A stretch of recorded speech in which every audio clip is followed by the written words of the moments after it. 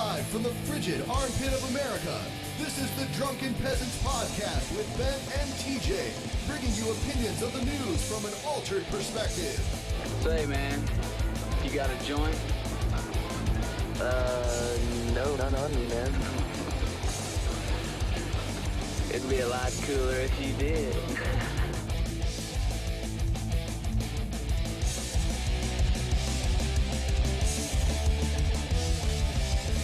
And now, here are your hosts, Ben and TJ. Welcome to the Drunken Peasants Podcast. I'm Ben. I'm here with TJ. I'm Scotty. I'm TJ. TJ always tries to be somebody different. I'm tired of being myself. I'm now the unamazing atheist. Oh. Yes, yeah, you are, Scotty. No one's ever used that one. Fucking sack before. of shit. It's a very special show because we have Dusty. Dusty Smith is an American comedian, author, actor, internet entrepreneur, and musician. And cheats at cards. He is best known as the host of the controversial YouTube program, The CultOfDusty, which centers around anti-religious humor, and he cheats at cards like a fucking faggot, Dusty Smith. That shit sounded so awesome. It's almost like I wrote it myself. Yeah, you wrote that. I got that from your website. I totally fucking wrote that, but Yeah. it's all true. At least I get away with saying it, honestly. Definitely. Thank you guys for having me. Dusty Smith here. For those of you who don't know me, I'm the host of the controversial show, The Cult of Dusty. Why? In my opinion, the greatest show in the history of America. Why is it controversial? Because I tell the truth, and in this fucked-hearted society, whenever you tell people the truth, they get all butthurt and offended by it. What is the truth? Tell me the truth. The truth is that most likely there is no God, and we're all basically just one step up from monkeys, so fucking ignorant that we don't even really know what the fuck's going on. And I don't know if I agree with the up part, but yeah. We're obviously slightly better than monkeys. Like in some ways, like we have neat technology, but I mean, like it seems like monkeys are a lot less conflicted than human beings. TJ, you're forgetting one thing, though. They're more at ease with the most with what they controversial are. thing he did was insult Duck Dynasty. Yeah. Oh, you fucking piece of shit. Yeah. That's a national treasure. That's when he crossed the line, really. It was like, religion's bullshit. Duck Dynasty sucks. Wait, it's fake? What? The reality show's fake. We must kill you now. But luckily I heard that the ratings for that show were like half of what they were last year. So that fucking show's tanking like a motherfucker. And I go to Walmart, and you see like 10% of the items you used to see at Walmart. Not that I go to Walmart. I'm just saying, hypothetically, if I were to go to Walmart, I would have seen that they have much less Duck Dynasty products than they used to. I went to a fucking pet store, and they had Duck Dynasty products for pets there. These motherfuckers are the most shameless whores. They've whored their name out to fucking any Tom, Dick, and Harry that's come and knocked on their door. And people are coming on my videos, and they're like, how do you call them greedy? Just because they have a lot of money doesn't mean they're greedy. No, the fact that their goddamn names are on 90% of the shit at Walmart makes them fucking greedy, in my opinion. They're like Kiss. They have the same mentality. Just yeah. like, slap our name on every damn thing that could exist. And George Lucas with Star Wars, too. Yeah, Star Wars. And I guess from a capitalistic standpoint, I can see that. Why is Duck Dynasty on the same level as Kiss and Star Wars? I don't know. That's the real mystery. Well, that's the only aspect of it being on the same level with it at all. The merchandising. Yeah. Let's merchandise. They should have a Duck Dynasty railgun. So that's my opinion. Do you think the older guy from Duck Dynasty that got in the deepest shit, do you think he's legitimately redneck and it's just like his kids that aren't? Yeah, okay. Yeah. I think he was probably legitimately redneck, and I think that he invented this duck call that made the family rich, and so his kids were kind of rich yuppie assholes because of him. And then they wanted to get into the family business. They kind of created this image for themselves of these backwoods rednecks, and so they basically grew the beers out and started getting into character for the show they did called Duck Commander, which led to their show on A&E. Duck Commander.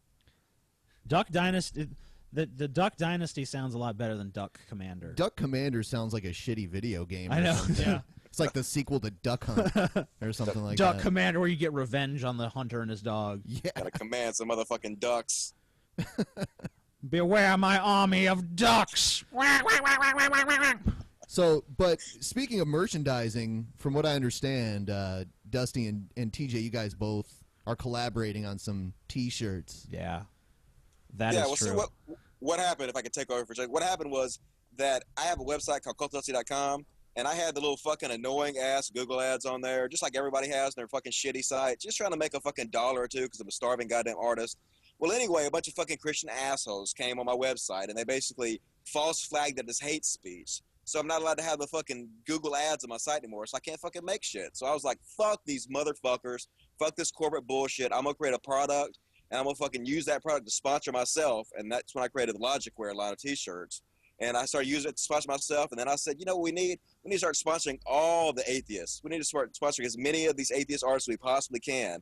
And so I'm going to use my product to try to sponsor as many as I can. And so I started at the top of the mountain with TJ and Jacqueline Glenn, as far as I'm concerned. And I'm really proud to be sponsoring them. So you guys need to go sponsor them. It's very hard to make a living as an atheist artist. And so if you're listening to me, go to theamazingatheisttees.com and support TJ because he really needs it, man, and pick up some shirts. Shirts. We have some pretty cool shirts too. I had to get like some custom sizes because that was an adventure. They don't make them my size. It's not even the fat. You are fat. It's not even the fat. They make shirts as wide as I need, but it's not as long usually. Well, we carry up to 5X, so we definitely got no matter how fat you want to get, we got that covered. But yeah, the tall was a little bit of an issue. Yeah, because, TJ doesn't want his midriff showing, I wouldn't mind. I chiseled just think abs. other people would have objections. I think it'd be sexy. You just have to frame the camera above the waist. It's all good. We got it taken care of. I got you custom ordered. And so for you tall guys out there, we got shirts for you in a few sizes, thanks to TJ. Woo! So if you're like 9 feet tall, you can get a shirt still. Yeah, it probably wouldn't fit you, but 9 feet's a little bit big. Someone in the chat room says that you're amazing. Is that true? They say I'm amazing? Well, yeah, I think they have excellent taste. Dusty Smith I don't want is to take your amazing. moniker from you. Yeah, you better not, or I'll fucking curb stomp you or something. It'll be bad. I would totally deserve it. Definitely want to steal that brilliant piece of marketing. Yeah. Well, people also... I came up with that fucking word and no one else can use it. Amazing atheist, man. Hey, but who owns the domain name? That's true. Oh shit! It's now a hate site. Hey. Yeah, it'll be like the banana video and like some fucking diatribes against me from other people. I got your back, man. For those of you who don't know, I actually bought AmazingAtheist.com. I happen to get my hands on it, but I'm going to give it to TJ so he can have his official website. Yeah, I've tried to buy it a couple times in the past, and it's always been owned by someone else. So I guess that it finally lapsed, and then you ended up getting it. I could not believe it when it wasn't taken, so I thought, well, I'll pick it up for him for some other asshole does and give it to you. Yeah, because that's the kind of G Dusty B. I'm a good friend, man. I got your back. In my opinion, we're fucking in this shit together. Dusty, you're moving. Yeah, you hear that? I'm moving someplace where that shit's legal. Yeah. Where I don't fucking get harassed for my medication. That would be nice. If you guys knew what the fuck Dusty was like before weed, you wouldn't fucking believe it, man. Before weed, I was a hardcore Christian conservative. After weed, I'm one of the most controversial atheist comedians on the planet. Weed does a brain good. So that's a pretty good endorsement for weed, I think. Weed, it does a brain BW good. before I weed. used to be a conservative Christian douchebag before I tried weed. Now I'm fucking awesome. When you smoke cannabis, you become awesome. Yeah. It's fucking all true, man. That's why I want to get down to. I'm moving to Denver. I'd love to get down there and get some business opportunities going where I actually sell weed to people. I try out strains that make you more creative, that actually help you more intellectually, and sell it to my fans. Have you ever been out there before? No, I've never been out there before. Yeah, like when you first get out there, the elevation is just going to kill you, especially if you're used to living like close to sea level. It's pretty insane. Which he is in Mississippi. Yeah. Yes. Yeah, you're going to feel it like crazy. You're going to feel like you ran like, a mile when you haven't done anything for like the first week or so, and then you'll get used to it eventually. Did your when you changed from a conservative Christian to an atheist, did your perception of Mississippi change? Like, did you once think like, man, this is great, this place is fucking awesome? Or did you always know it sucked? I kind of always knew it sucked because, even though I was a conservative Christian, not to sound conceited, I was always way ahead of everybody fucking else around me. So it always seemed really outdated, really behind the times to me. And the only reason I moved back here to begin with is to spend time with my mom while I can while she was still alive. Yeah.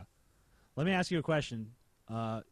Wait, did you say your mom is already dead or not? No, she's still alive right now. Okay. Yeah. Well, when she does die, you would go to her funeral, right? I mean, I'm not sure she's going to have a funeral, but I guess I would. Because I don't really give a shit about that kind of stuff, though. Ted Nugent didn't go to his mom's funeral.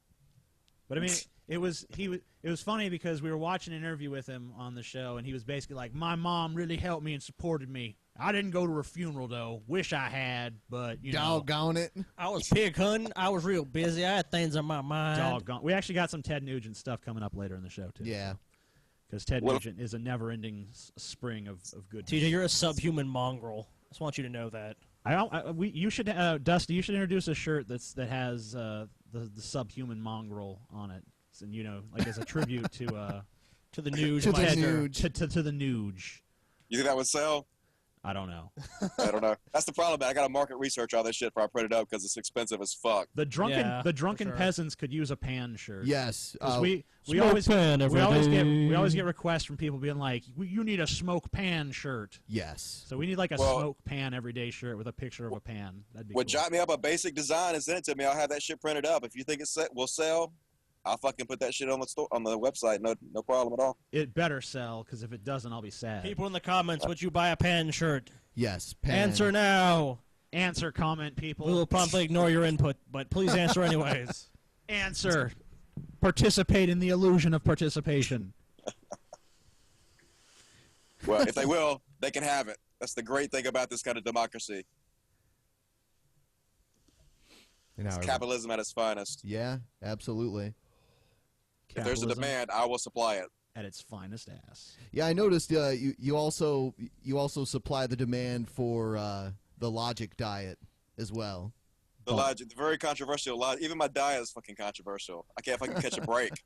I fucking invent the easiest diet in the world. I'm gonna fucking make a book about it and sell it, but instead I give the idea away for free to everybody, and I get a fucking ton of shit about it. Yeah. Yeah. What the fuck you motherfuckers want from me? What is the Logic diet? Okay, the logic is very simple. It's a very simple concept. When you want to lose weight, take 2 months. Like if you want to lose 30 pounds, say. Take 2 months and just dedicate yourself to it. Tell yourself it's only fucking temporary. And what you do during these 2 months is you eat a combination that I call logic pudding. It's all it is it's whey powder mixed with a little bit of skim milk. Uh-huh. You eat that 2 or 3 times a day and a salad a day. And in that 2 months, you also do what I call the piss tax. Every time you go take a piss, you owe 1 set of something. I used to do push-ups. You do push-ups to exhaustion. You don't even fucking count them. You just do push-ups to exhaustion. Every time you go to the bathroom, you owe a piss tax. And what it does is you start to get psychologically used to doing it. And you're just there taking a piss, and you're like, I don't want to fucking do push-ups after this. I piss. But by the time so good. Oh no, I'm sorry for interrupting, but I piss all the fucking time. So Well, you'll be in great shape. Yeah, I know. You're going to be ripped, man. It's going to be wonderful. Jeez. I'm sticking with the Oreo and pizza diet myself, but that's fine. That will make you happier, maybe in the short term. But if getting in shape is what you really want, do the Logic diet for 60 days. That shit fucking No, works. I like a want to. motherfucker. I want someone to invent a diet where I eat whatever I want, but still like lose weight and get in better shape. Well, Without That'll any have to be sort a of- pill done by science. Yeah. So that shit's coming. I'm waiting for undoubtedly. that. I'm hoping that'll come out soon. Do you guys want to? There is a pill out there where if you eat too much fat, it makes you shit it out instead of absorbing it into your gut. That and sounds like a stuff like good that. pill. Yeah, but it's messed up, man. If you put Lestra pill. if you put too much trust in a fart, you will shoot in your underwear. So, yeah, that pill Words is pretty to live evil. by. Yeah, Never Yeah. trust a fart. yeah, especially when you're taking that shit. It's anal leakage. Yeah. Unpleasant side effects. TJ is dying right now, really quick. Quit coughing, That's TJ. That's my cue to toke up, I think. Yeah. Woo! Da-da-da-da. Anyway,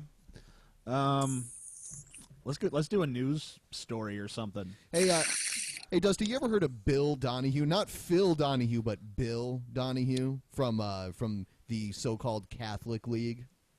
Doesn't ring a bell. Okay, he's always on the fucking conservative, talk shows on the radio and on TV. And I've probably seen him then. I don't even know how many members there are of the Catholic League because he's the only one I've ever actually heard of. So I don't know if he's just a guy. Maybe it's like the Insane Clown Posse, where it's not really like a posse or a league, Like 2 guys isn't a posse, but this is like his little one-man league, you know. I'm the Catholic League. Yeah, and he has This some one-man clown posse. he has some interesting views on marriage and just interesting views in The general. gold standard is a father and a mother creating a family. That's what was ordained by nature and nature's God. Marriage was not ordained by nature. Most mammals don't couple. Have you noticed I think it's beavers and elephants. Have you noticed And a lot of anatomically? birds. Yeah. A lot of birds are at least semi-monogamous. Did he say nature's God? Yes, he said nature's God, as opposed to the other god of, Yeah. not nature, I guess. Yeah. The god of artificial flavors and stuff. Well, I hate to be a meme machine, but there's that popular meme that go around that basically says that homosexuality has been observed in over 2,000 species, but homophobia has only been observed in 1. And that's human beings, assholes like this motherfucker. Yeah. Yeah. He goes on a little more. He says some interesting things. There's a goodness of fit By interesting, between a we mean man and a stupid. woman. Yeah. Nobody's arguing that this is how you procreate, but marriage is about love and commitment, and the right to it is about marriage is equality, about and you know family. that. Marriage is about family. It's not about love. 2 sisters can love each other. 2 people. Marriage is not about love. Are you married? That's an odd idea, by the way, in Western history.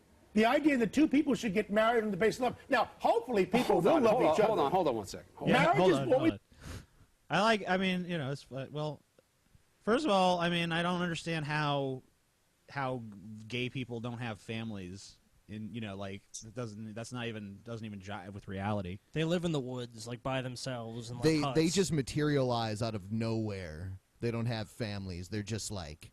And isn't love supposed to be part of family? I don't know. No. Maybe I have I think I have very different notions of family. He's than Catholic. this Catholic You're only guy. supposed to fuck. Well, to he have, said something No, weird. it's supposed children. to be through a sense of joyless obligation. Don't you understand? He said something weird that I didn't understand. He was like, "You don't have to love each other to get married. 2 sisters could love each other." What the fuck is he talking about? I think he was. I He think said he 2 wants sisters can get incestuous married. I think it's pretty lesbianism. obvious. He had just gotten through watching some lesbian incest porn, He's like, so that was on his mind. They should be obviously. married and naughty. Yeah, let the 2 sisters marry. God damn it! Well, basically, they're actually both wrong. Marriage Mary is just a Kate contract needs to between lick you and the Ashley's government. pussy right now. Yeah, you're right. I mean, legally, marriage is just. I mean, you can get a totally contractual marriage without any religion or anything like that involved. Yeah. Right, you're just making a contract between you and the government. I mean, I just got a divorce, and I don't really see myself getting married again. I don't understand what the fuck do I need to bring the government into my business? They need to butt the fuck out of my business. They don't need to be involved in my marriage or my relationships. So the whole concept of marriage doesn't really make sense to me anymore. Yeah, sure. I mean, I can understand that. I know a lot of people who feel that way. I think some people do it just for the obvious beneficial reasons, especially if children are involved and stuff like that. It's a lot easier to keep your children in the result, like when you're married than it is when you're not married. Yeah, it's basically for legal and economic reasons for most people now. Not really like, oh, I love you so much, we have to get married. Hurry up. Yeah. Yeah, it's more contractual. I don't know. It just seems very emotionless to me now. Well, I think it's like half of baby boomers were married, and like 1/4 of millennials got married. So I mean, there's like a huge drop off in just a few generations. And the concept is dying out, like Yeah. anything that should. Jeez. All right, I'm going to play some more of the video. Smoke pen every day. Historically on duty and on commitment. It's about love. Today Your in our faith society about is love. The duty, the commitment If they grows love out each of other, love. that's great. It can't be the condition. Otherwise, you can sanction all the kinds of things I'm talking about. Bill, first of all, Right? there's a lot here. We don't have the time to discuss them, but I do think we want to come back to a couple of basic propositions. In Arizona, there was no legal force making business owners do business with gay people if they don't want to. So the law, fundamentally, was unnecessary. The governor said it. That's why she vetoed it. The bigger proposition is, why do you want to discriminate against gays? You say we don't as individuals. Right. Only the marriages bother us. That's right. But that's the same thing, because No, their it isn't. right as an individual is to marry. You do not own marriage. It was not developed by Christians. I like that. That's a pretty ballsy statement. Yeah. Yeah, whoever's talking there, it was pretty pimp.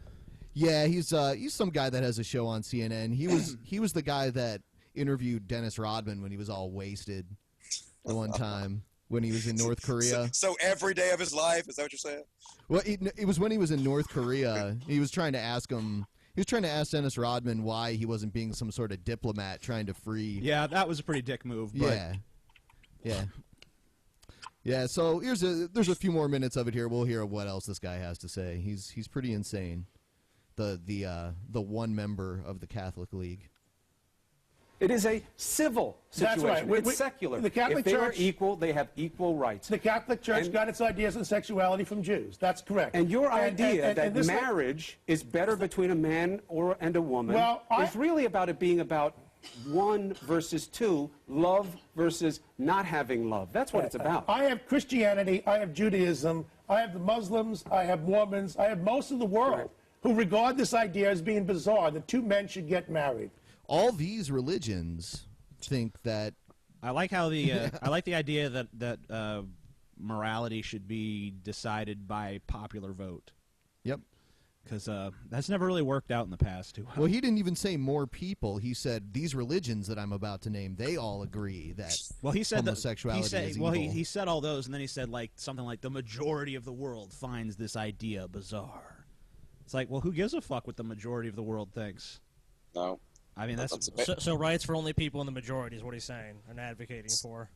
Yeah, I mean, the majority of people are against giving the minority of people their rights. Therefore, the majority is correct. It's like, what? Huh? It's an argument from authority, very basic logical fallacy. It's argumentum ad populum or something? I don't know. That's the argument from... for popular... Yeah, popularity, basically. Opinion. But, yeah, it's pretty silly. I mean, his objections are just so archaic. I mean, I don't know. He almost seems like a man out of time. Yeah. Well, he is pretty old looking. I don't know how he looks like he's in his 70s or something. Maybe he should... That's how all these guys are. They're just dinosaurs, you know? And they kind of seem scared to me. That's like when I was yelling at Cy 10, it just seemed like an old man just out of his, out of his time. Like he stepped out of a time machine from the past. It was actually really sad. Yeah, I mean, I was reading this article earlier about how all these, this is kind of going off topic a little, but all these conservatives now are starting to have this, they're really vocalizing a really begrudging admiration for Vladimir Putin. Like, wow. I've seen that shit. They're like, he's one of us. He's so cool. He's a great dictator. He knows what's what. If only he were our president. It's like, what? And it's amazing coming from that crowd, that one that made the Russians such an enemy for so long. Yeah, but now I think gay marriage and shit. They'd feel more at home in Russia now. It's like, hey, a whole country of fucking They want to homophobes. be dissidents and gays. I can get on board with this. And they have a one-party system to make sure that no one else can ever take any power. This is great. This is like Russia's like the American dream. Yeah, I saw the Daily Show bit they did about it. Was really brilliant, where they interviewed the rich millionaire who basically would fire anybody that wasn't a Christian, and he would force them to go to church and shit. And it was all perfectly legal. So you can really understand, that's exactly what the Christian Taliban wants to have created here in America. Unfortunately, this ain't fucking Russia, motherfuckers. It's America, land of the free and home of the brave still, where people will stand up and fight you every step of the way, and it ain't never going to let you let that happen. So you can just fucking take that pipe dream and shove it up your ass.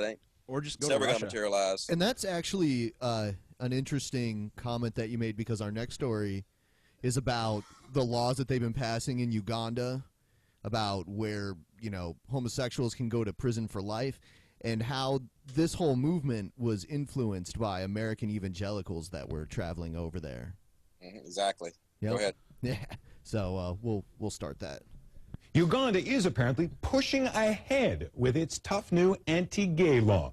Ugandan President Yoweri Museveni has announced he will sign the bill to stop anyone promoting homosexuality after expressing some initial reluctance. The bill was introduced in 2009, but put aside most recently by the president himself. Now, he says, a report by medical experts has encouraged him to sign the legislation. The study he commissioned says sexual orientation is a learned behavior. We're being told not something people are born with. Museveni I'm glad that the Ugandan scientists were finally able to get to the bottom They of worked that it one. out with magnets. With magnets. See how they did that with magnets? He proved with fucking magnets that Really? homosexuality wasn't natural because opposites repel each other, or Oh, opposites okay. attract. So, All right. but he proved it with fucking magnets, man. It was so hilarious. Look, you two positive magnet. They repel. Now they're Mexican. This no work, man. I don't know. I don't know what can't build Ugandans you- sound like, so I just I can't defaulted build to your Mexican. fence, man. I usually default to Indian. I am sorry, sir. I'm sorry. I can't do Indian. though. Uganda, if you're gay, we shall kill you. Oh, you must die, sir. I'm very sorry. Have a nice day. No, ain't no sex for to you. supporters. But they are now saying that there is no evidence to show that their abnormal behavior. But Bayumon says these are normal people with abnormal behavior. In Uganda, many people support the law, but activists fear it. Kasha Namagasera joins us now on the line from Kampala. She is the founder of Freedom and Roam Uganda, a lesbian, bisexual, and transgender organization. Thanks so much for being with us. The president was initially reluctant to sign this legislation. Now he says he will sign it. Did he change his mind, or did the political climate in Uganda change? No, I think the president has just been playing a very tough role, or a tough game with all of us. All right. Well, she's I'm having trouble hearing her. She's on like a shitty phone from Uganda. But yeah, but basically, the president says the president of Uganda said that, these are normal people just with abnormal behavior. I don't really know specifically. Learned behavior. Yeah. They learned it Okay. from the magnets. Okay, well, we're assuming most people in Uganda are not gay, so it's a learned behavior, but how are they learning it when no one really is supposed to be engaging in there and no one supposedly wants it there? It's just magically occurring? I think it's pretty outrageous to say that it's a learned behavior because, like, most straight men are not going to be, like, open to, like, hey, how about some dick? Yeah, you went to a gay bar, now you're a homosexual. You saw those guys kissing. Like, oh, man, dicks sound pretty good, actually. I don't know.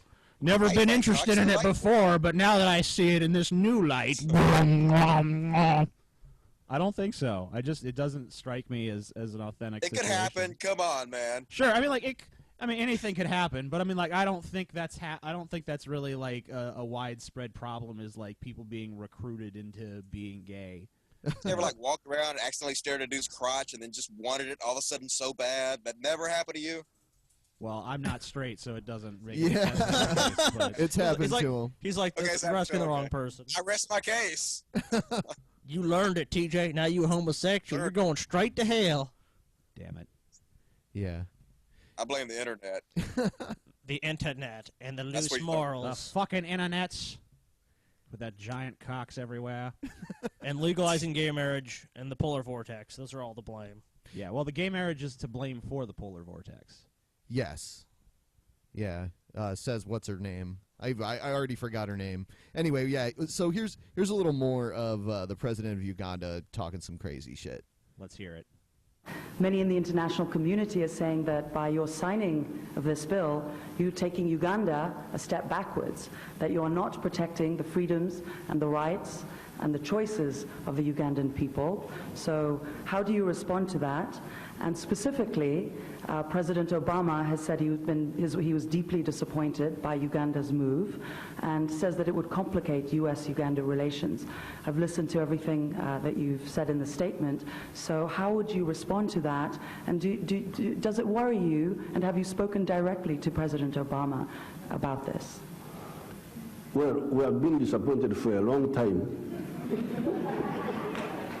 by the conduct of the West, the way you conduct yourselves. I'm sorry, there. but But I'm not gonna sit here and listen to fucking Uganda be like, we are disappointed with your conduct. It's Yeah. like, no, you're no, wait, hold on. You're fucking Uganda. Shut the fuck up. Dude, someone solved the mystery in the comments. Blame Canada. Fucking Canada. If we just blame Canada for all of our problems, I hate we'll just Canada. We'll be good. Honestly, we ought to blame the southern United States. I mean, the southern evangelicals around here should be fucking ashamed of themselves. They're responsible for exporting this disease over to Uganda, and people are being, tortured and killed because of it. Fucking motherfuckers are being killed because of these stupid-ass Christians in the South. And we need as many of you Christians that want to be proud of being Christians. You need to stand up and speak against this. They found new fertile ground to plant the seeds of their stupidity where, I mean, where there's no education. That's what they always do. Basically, I mean, it's the same thing the Catholics did in Africa and Mexico. They went to, Africa, and they told all these people that were dying of AIDS that condoms are evil. And they go to Mexico and they fucking... that's why the Catholic Church actually has a pretty progressive stance on immigration, is because they want all the Catholic Mexicans to come pouring into America, so that they have a new power base in this country. But I mean, it's like once a civilization becomes a little bit too advanced and savvy for them to hoodwink, they go find some other civilization that's still not reached that point in development, and they say, oh, well, we'll just influence this. Always under the auspices of, we're going to help them. But, of course, they export their religion more than anything else. Well, that's exactly what they do. It's not even just... But I mean, it's not even really a religion. I mean, it to them, it's like a way of life. It's a political... for sure. Their religion is really a political philosophy, a lifestyle, and the religious element... that's something that... Well, that's what ties it all together. It's like, that's homosexuality is wrong because I go to church and they tell me thing. that. Yeah, it's an all-encompassing cult. I mean, and they're basically trying to take other countries and we're not going to win the battle for America's heart and soul, but maybe we can fucking get a foot in early in Uganda. And then you have this president on there condemning the West and our behavior, but meanwhile, this whole thing has been engineered by people from the West. So, I mean, he can't really act like he's rejecting Western values, because really what he's embracing is the most ignorant part of Western values, which is, the Southern Baptist fundamentalist Christian portion of the country. Yeah. Here's another clip of the president of Uganda saying how he feels about gay people. What is your message to Western human rights groups, to President Obama, to lesbian, gay, bisexual, and transgender people? Respect African societies and their values. If you don't agree, you just keep quiet. Let's manage our society the way we see. This is a new law. This is a new law being proposed. So how can he possibly say that it's their values? And also, wasn't he just saying a minute ago he was disappointed with our values? So what is this? This is a one-way. This is a one-way street where they can be disappointed in our values, but we're not allowed to say anything about theirs. I mean, what the fuck is he talking about? They're Uganda. They're the gold standard. You don't fucking talk about Uganda, motherfucker. Just keep quiet. Let's manage our society the way we see. If we are wrong, we shall find out by ourselves. Just the way we don't interfere with yours. Do you personally dislike homosexuals? Of course, they are disgusting. What sort of people are they? How can you go? I never knew what they were doing. That's how I've been told recently that what they do is terrible. Disgusting. But I was ready to... I like how he's acting all coy, like he has no idea. I have no idea. I heard from a friend that... I hear once that they do things... It's disgusting what they do. It's like, what? I think you know what they're up to. Why are you acting like you're in the dark? Like it's a big secret. Like no one knows what homosexuals do. Whoa. Ooh. What are they doing? Oh my God. That one was putting his penis in the one. Oh my God, it's disgusting. They put it where? That affects my life so much. Yeah. It's unbelievable. If there was proof that's how he's born, abnormal. But now the proof is not there. Yeah, so he was saying he was willing to ignore the butt sex if it could be proven that they were born that way. But now that there's, irrefutable evidence that two magnets. Yeah. Like, but who gives a fuck? Even if it wasn't the born, that yeah, way. like even like looking even beyond that, the born that way versus not. I mean, that doesn't even. What does that even have to do with anything? Yeah. He wasn't born a fucking Christian. Yeah, fuck you. Even if I did make a choice, I made a goddamn choice. That's my right as a goddamn human being to make a choice. That you fucking charging me with a thought crime over it. No, sir. Too magnet. No. Have you, Dusty? But have you seen the magnets? Yeah. Fucking magnets. How do they work, It was Dusty? very persuasive. Okay, How do they work? You haven't been there, Dusty. You haven't been there. I'm You sorry. weren't I still there. gotta go with my gay brothers and sisters on this one. You haven't been there, Dusty. You don't know. You don't even know where the fuck you are. Yeah, none of us have been to Uganda and see what's happened there. I mean, after Idi Amin, I mean, maybe this is like the way forward for them. They'll ban homosexuality, then suddenly their country will become like the leading country in the world. They've just rooted this huge problem out. All they had to get rid of was the scourge. Yeah, exactly. Yeah. Okay. All of our social ills have been fixed. Yeah. So I had a little bit more when they were talking about the film. The guy was going there just to do a documentary about the anti-gay laws in Uganda, and while he was there, he was the one that kind of found out that, you know, the Christian right were behind it. And The American Christian right. Yes, the American Christian right. Yeah. Here's a troubling thought. While President Museveni accuses the United States of trying to import social imperialism into Uganda by defending homosexual rights, who do you think is behind some of the anti-gay hysteria in Uganda right now? A group of evangelical Christians from that very same hotbed of social imperialism, the United States of America. My next guest, Roger Ross Williams, belonged to the organization called International House of Prayer in Missouri, whose missionary zeal fell on gays in Uganda. Didn't you used to work at the International House of Prayer, TJ? Did you tell someone to fuck off there? Yeah, I used to work there. TJ briefly worked at IHOP for what, about 3 days? 2 days? 2 or 3 days. Yeah. 2 or 3 days. Oh. In Alabama. But that was pancakes, not prayer. Well, they're both the same. Okay. I mean, well, pancakes exist. Pancakes, yeah, they're well, prayer exists too. It's just not a prayer exists. It just doesn't do anything. TJ doesn't want to tell us the truth. He was caught having sex with a stack of pancakes. And that's why he was fired. He was like, "Here are your fucking pancakes." Fuck He decided pan to every make day. a film about what he learned, and he called it God Loves Uganda. It ended up being a terrifying look at incitement to hatred.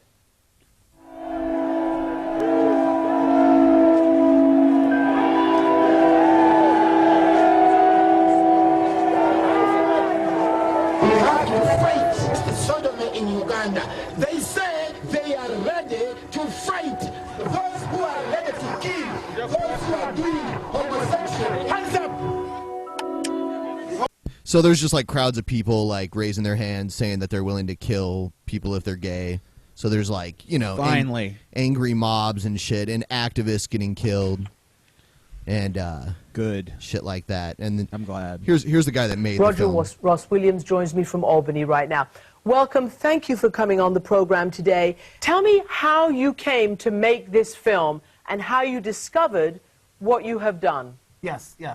Well, I was, my last film took place in Zimbabwe, and I noticed the hold of sort of type of evangelical Christianity on the continent, on sub-Saharan Africa. So I started reading about Uganda and what was going on there, and I just did a research trip, went there, met David Kato, who's the activist in my film who was brutally murdered. And he said the story that hadn't been told is the story of the sort of damage that fundamentalist evangelicals from America were doing in his country. So that sort of started me on my journey. What did you know about Anything? I mean, Man, I'm glad we're talking about this. I hope this gets a lot of fucking press, as it really should. The world needs to know what the fuck these guys are doing. They're basically sowing and spreading terrorism. Yeah, I mean, like in the worst way. And Christianity can't do that. you know, I mean, it's kind of like, you know, I mean, if people in other countries were spreading this level of like socially malignant bullshit, and it was for in Islam. America, yeah, like if there was a bunch of like Muslims and coming to America and influencing our politics in that way, and people were dying. We'll put a boot in your ass. It's the American Yeah. way. You know what the fuck we do. Angry mobs of people running around killing people. Yeah, I mean, We'd be dropping a bomb on $10 tents. but when we have a bunch of radicals going to other people's countries and causing this sort of strife, we're just like, well, that's their right. They can do what they could do. It's gonna be Freedom okay. of religion. About the International House of Prayer, how did you see that sort of build there? You know, well, I started when I heard about Lou Engle from the International House of Prayer in Kansas City going to Uganda, and, you know, sort of when all the sort of American evangelicals were running away from Uganda for PR reasons, he went to Uganda and threw a huge prayer rally called The Call, which that led me to Kansas City, and I sort of started following members from the International House of Prayer, and I followed a group of them to Uganda. And I know it's all in your film, but for those of us or people who haven't seen the whole film, describe how it worked. How did they sort of gen up this anti-gay hysteria? How did an evangelical from the United States get to spend hours talking to Parliament in Uganda? Well, someone who is very extreme, like Scott Lively, who is an extremist in America, but when he goes to Uganda, he gets taken seriously because of what he represents. He's an American evangelical, and what America represents in a place like Uganda represents power and wealth, and so he goes to Uganda and he can command the president, he can command the parliament for 5 hours. He did a 3-day conference where he told everyone about the threat of homosexuality, that they were there to recruit their children. So this guy gets FaceTime. Basically, with like the biggest names. some guy that like in America doesn't amount to fucking shit can go over to Uganda and be like the fucking, hey, I'm the biggest like an hotshot there aristocrat is. or something. He's a fucking con man. That's exactly what he is. A con man. Isn't this interesting too? It's like, you know, like, do you remember when Rick Perry did the prayer rally? Oh my God! And this guy's doing the same thing, but it's interesting. Like I just pulled this up on Google, Matthew 6:5, about how you're not supposed to go and do that. Like, look at those Jewish people at the synagogues. Like, that's bad. They're trying to pray in public.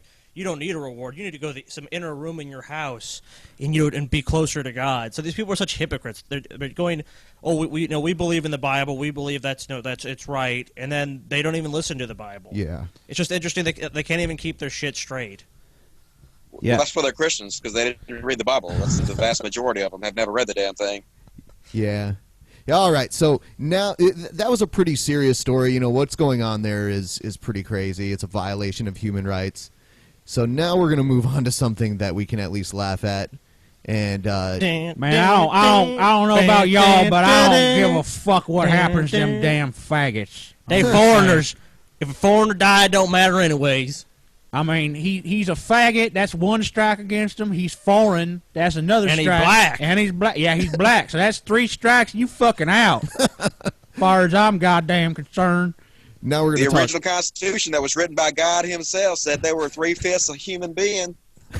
Yep, you got it right, boy. Personally, I think they estimated a little too high up. You know what I'm saying?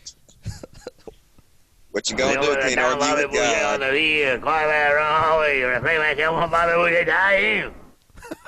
God. Okay, so we're looking at Ted Nugent now. Yeah, the Nuge. The Nuge. Yeah, the gift that keeps on giving. Ted Nugent is, you know, he said he was sorry, but not to Obama. For now, why is he famous?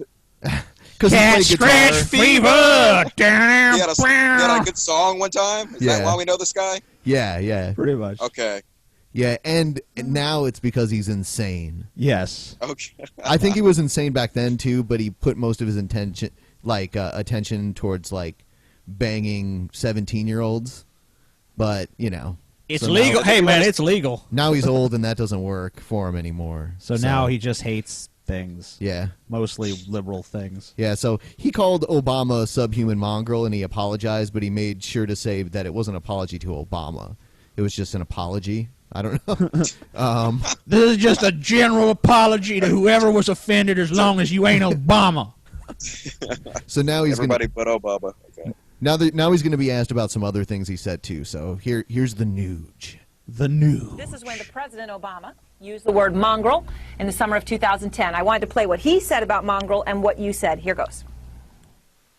I have obviously failed to galvanize and prod, if not shame, enough Americans to be ever vigilant not to let a Chicago communist-raised, communist-educated, communist-nurtured, subhuman mongrel like the Acorn community organizer gangster Barack Hussein Obama to weasel his way Actually, into the Dusty, top office of authority in the United States of America. The shirt should say all that. It should say, it should just be a shirt that says communist raised, communist educated, communist whatever else, subhuman mongrel, acorn gangster, whatever the fuck all that was.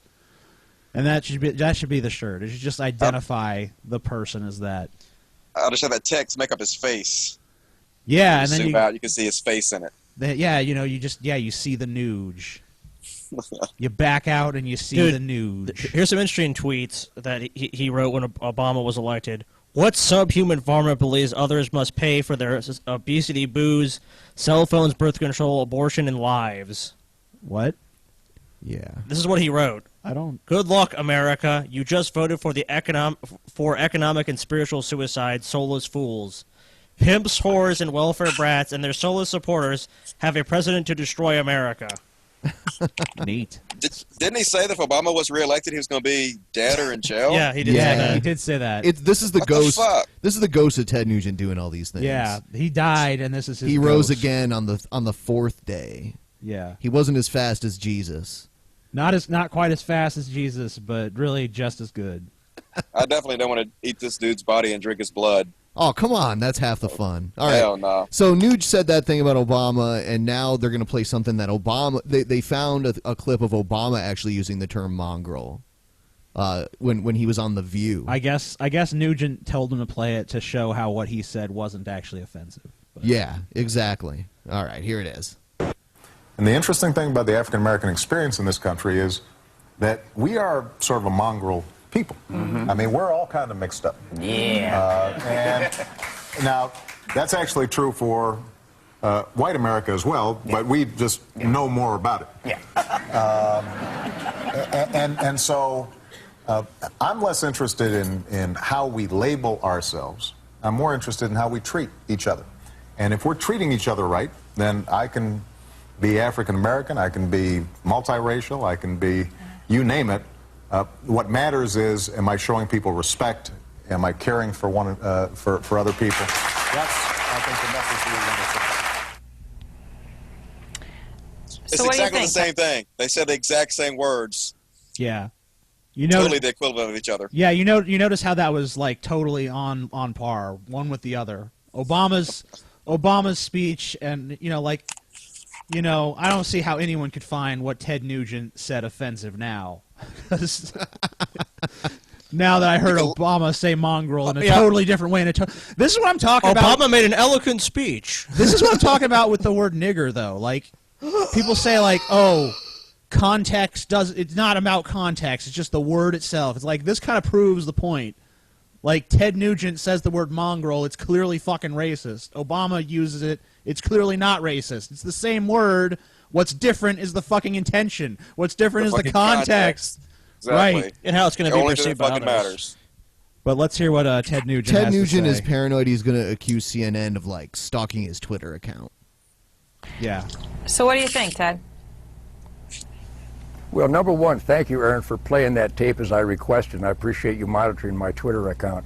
I think you know what I think. I think the president is intentionally disassembling the greatest quality of life in the history of the world. I believe that he is creating class warfare intentionally to get Americans to draw this line in the sand Now, where hold I've on never here. seen such political discourse. Hold on. I love the part where he's like, the president is trying to create class warfare. I'm like, listen, have you listened to your rhetoric compared to his? I'm just wondering this. Yeah, everyone against him is a welfare baby and a communist. Yeah, I mean, like, he's the one that fucking plays, he's the one that's doing the class warfare thing every 5 minutes. That's like his whole fucking shtick is class warfare. And then he's going to be like, Obama's doing the class warfare. It's like, fuck you, you hypocritical fucking piece of shit. Fuck you, Fuck Bill. you. Fuck you, Ted Nugent. Fuck you. Fuck you. I hate this guy. I had no idea who the fuck he is, but I hate him. Yeah. You'll learn to love him. I learned to love him. I don't think that's going to happen. You will. You will. Okay. It's mandatory. Must love Nuge. You gotta love him. You gotta love him because he's the dumbest. You gotta love him for the same reason that you just love, like, an idiot that, like, walks into fucking polls and shit and, like, oh, duh, I hurt myself again. It's like, because you're just laughing at him the whole time. All right, here's more of the news.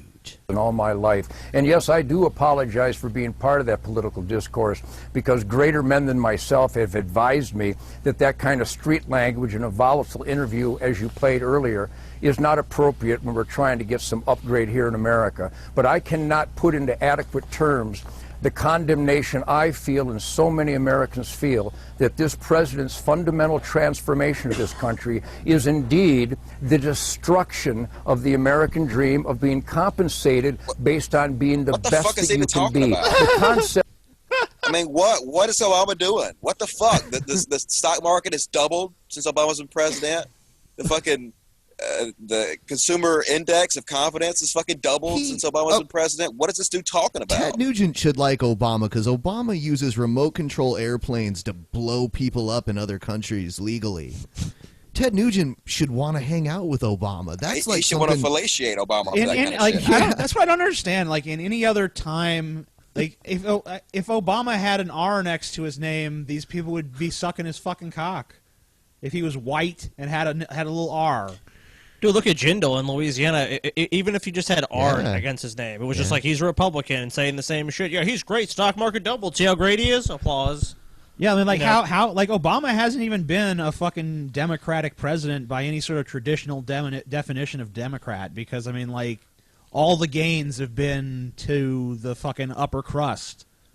You know, exactly. So, I mean, top 300 people that own half the wealth of the fucking earth. So, I mean, if anything, Ted Nugent, as a fucking Republican who is a rich guy who obviously favors rich people over everyone else, should be sucking Obama's fucking big black dick. For sure. Hey, he'd be like, this is great. Hey, TJ, people in the comments said we should send Ted Nugent to Uganda. No, even he's probably not. He's probably even fucking regressive there.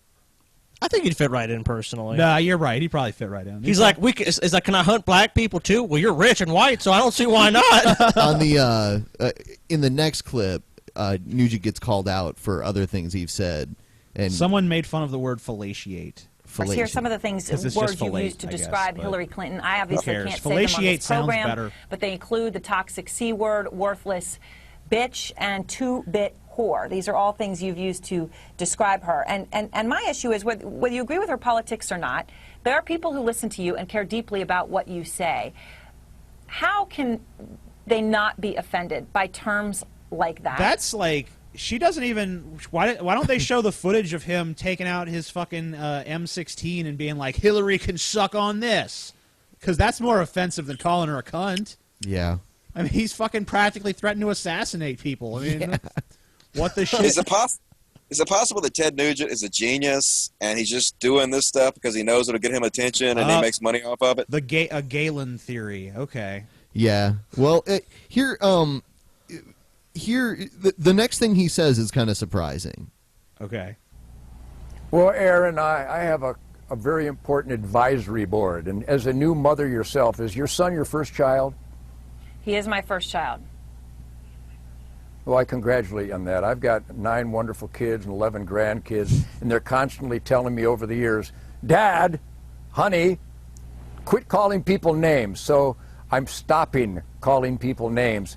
You know, I'm on stage. You ever see a good Richard Pryor? You're not even allowed to mention Richard Pryor's greatest albums on your CNN. We're not allowed to use the titles of Richard Pryor's album because of political correctness. So I have unlimited Ted, irreverence and outrage on stage. Are you going to say that you're never going to call people names again? Live on Aaron Burnett out front, CNN. Ted Nugent, Remember the Alamo, February 24th, 2014. I'm not going to call people names anymore. He's not going to call people names anymore. Yeah. But I mean, this is the same guy that said he would be dead or in jail right now. Doggone it. His word is worthless. It doesn't mean a damn thing. Also, how can no fucking human being on Earth could keep that fucking promise anyway? You're never gonna call anyone a name. I mean, shut the fuck up. Yeah, how boring would that be? I mean, fuck. I mean, there's no. I mean, he especially could not pull it off, but no one could pull that off unless they were just naturally like the nicest fucking person ever. You know what's funny too, is he uses the example of Richard Pryor, but Richard Pryor actually had a moment in his life. So I remember reading this somewhere, and I just pulled it up. In 1979, he went to Kenya and was like, there's actually no niggers here; they're just black people, and he pretty much totally rescinded what he had said before prior in his career. So it's kind of funny. He's like, we can't even use the album names, but the guy that he's referring to actually renounced that and said, yeah, I was wrong to do that. That's true. I actually do kind of agree a little bit with what Ted's saying, though, that we live in a society that should be more mature, where he should be able to say words on national television without them being censored. Sure. I mean, are we fucking children? What the fuck, people? I agree. Yeah. Evidently, though, people, Ted Nugent got so much bad press from everything lately that even members of his family are coming out against him, and his brother was recently on TV talking about how he had to tell him to calm it down. Yeah, we're about to listen to his brother. Yeah. But did you remember the guy he was campaigning for, his poll ratings went up after this happened, not down. Did it really? Yes. Yeah, oh my God. So apparently a lot of Republicans were like, we support Ted. We love Ted. It's just like Duck Dynasty all over again. Yeah. We're proud of our ignorance and stupidity. A lot of people struggle to understand. Your brother obviously has a very significant following, cult following, some would say, but people who care a lot and deeply about the Second Amendment. You had a conversation with him about his recent rhetoric. How did that happen? How did you tell him tone it down? Well, it's Aaron, I'm delighted to be here, but it's a conversation we've been having for longer than you can imagine.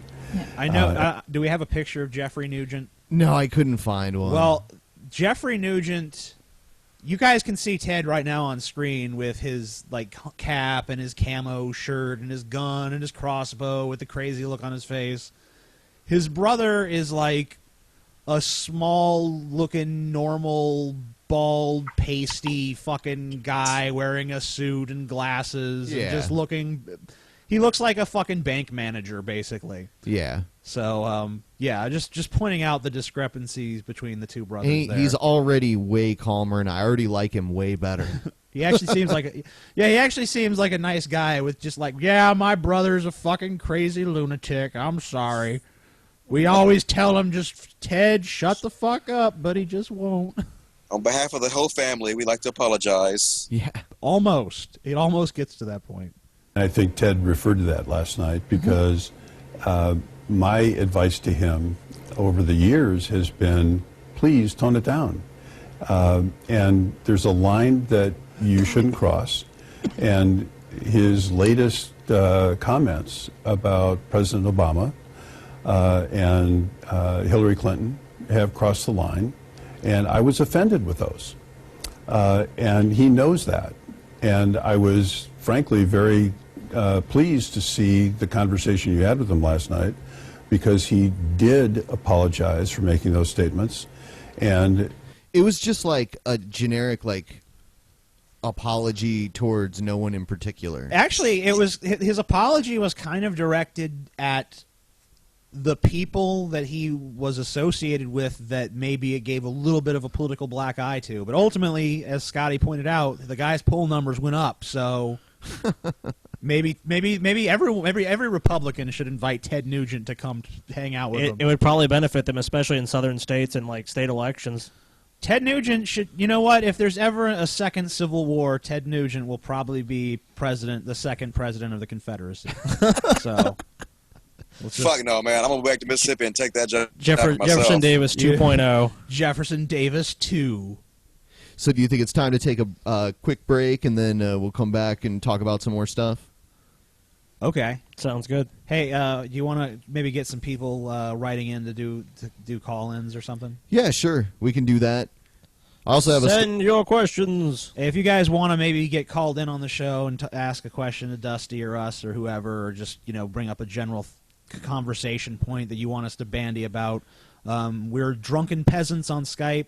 The way it works is you write your question into us, and we will, when we're ready, we will call you. Make sure that when and if we call you, you turn the show down, because otherwise it's gonna fuck everything up audio-wise. Yeah, and no questions about our guest tomorrow. You can ask all the questions about our guest tomorrow. Yes. Tomorrow is the day. Don't ask about the rep. Ask about. There's a lot of there's a pretty strong contingency of people who are pissed that we're having Repzion on the show that are like, fuck him. Yeah. I will rape his corpse. You know, crazy shit like that. What is the problem with Repzion, man? I don't know. A lot of people have a problem with him. There's some people with a problem. Yeah. They got an axe to grind. Murmurings of like false flagging and just weird stuff like that. They have a bunch of different theories. Yeah.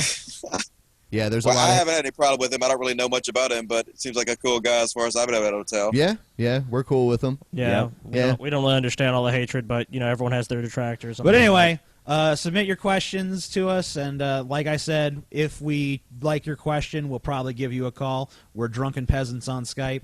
I know there's a few fakes out there. If you add one of the fakes, I don't know how to fucking prevent that. So just keep adding them until you add the right one, I guess. So we'll call you back, Dusty, after we come back. Awesome. I'm going to get me some biscuits. All See right. you guys. Biscuits and gravy. Motherfucking biscuits up in this bitch. Yep. And now it's time for everyone's favorite music. Mega Man 3. Boom!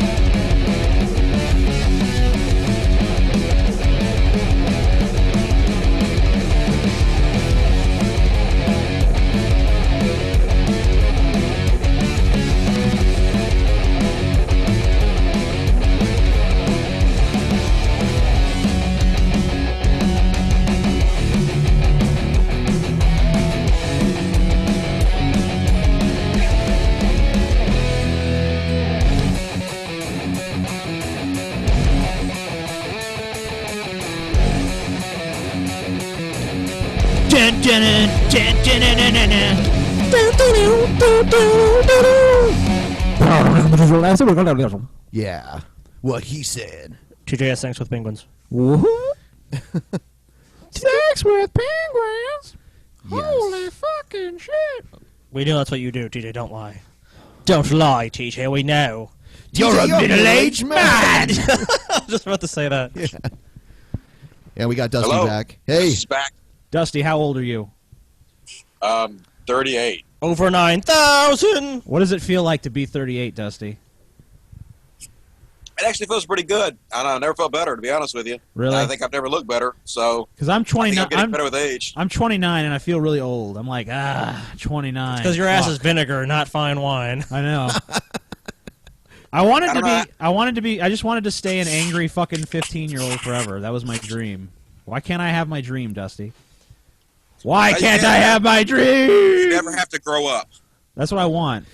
Fuck it. Hey, Dusty, did you hear about a few years ago there was this private company that was trying to finance a private mission to colonize Mars? It was out of the Netherlands. Did you ever hear about that? No. Well, they were doing that, and they recruited some people that would basically go on a suicide mission to Mars and try to colonize it, knowing that they would never come back. And that sounds like a bad idea. And well, yeah, but it is in the works, and there are people that want to do it to, I guess, make history. You know, some people are very concerned about, you know, how they're going to be remembered, I guess, and some people probably just think like it's a good idea. Plus, it has to happen at some point. Yeah, I don't believe in being tethered to this one little shithole planet. So I guess a few of the people participating in this happen to be Muslim, and the United Arab Emirates is submitting an advisory on Muslims to avoid Mars. And here's a news story about that. Muslims avoid Mars. The Oscar-nominated film Gravity traces the harrowing tale of astronaut Ryan Stone after a mission goes horribly wrong and she's lost in space. Imagine a similar real-life scenario. Would there be any chance of survival?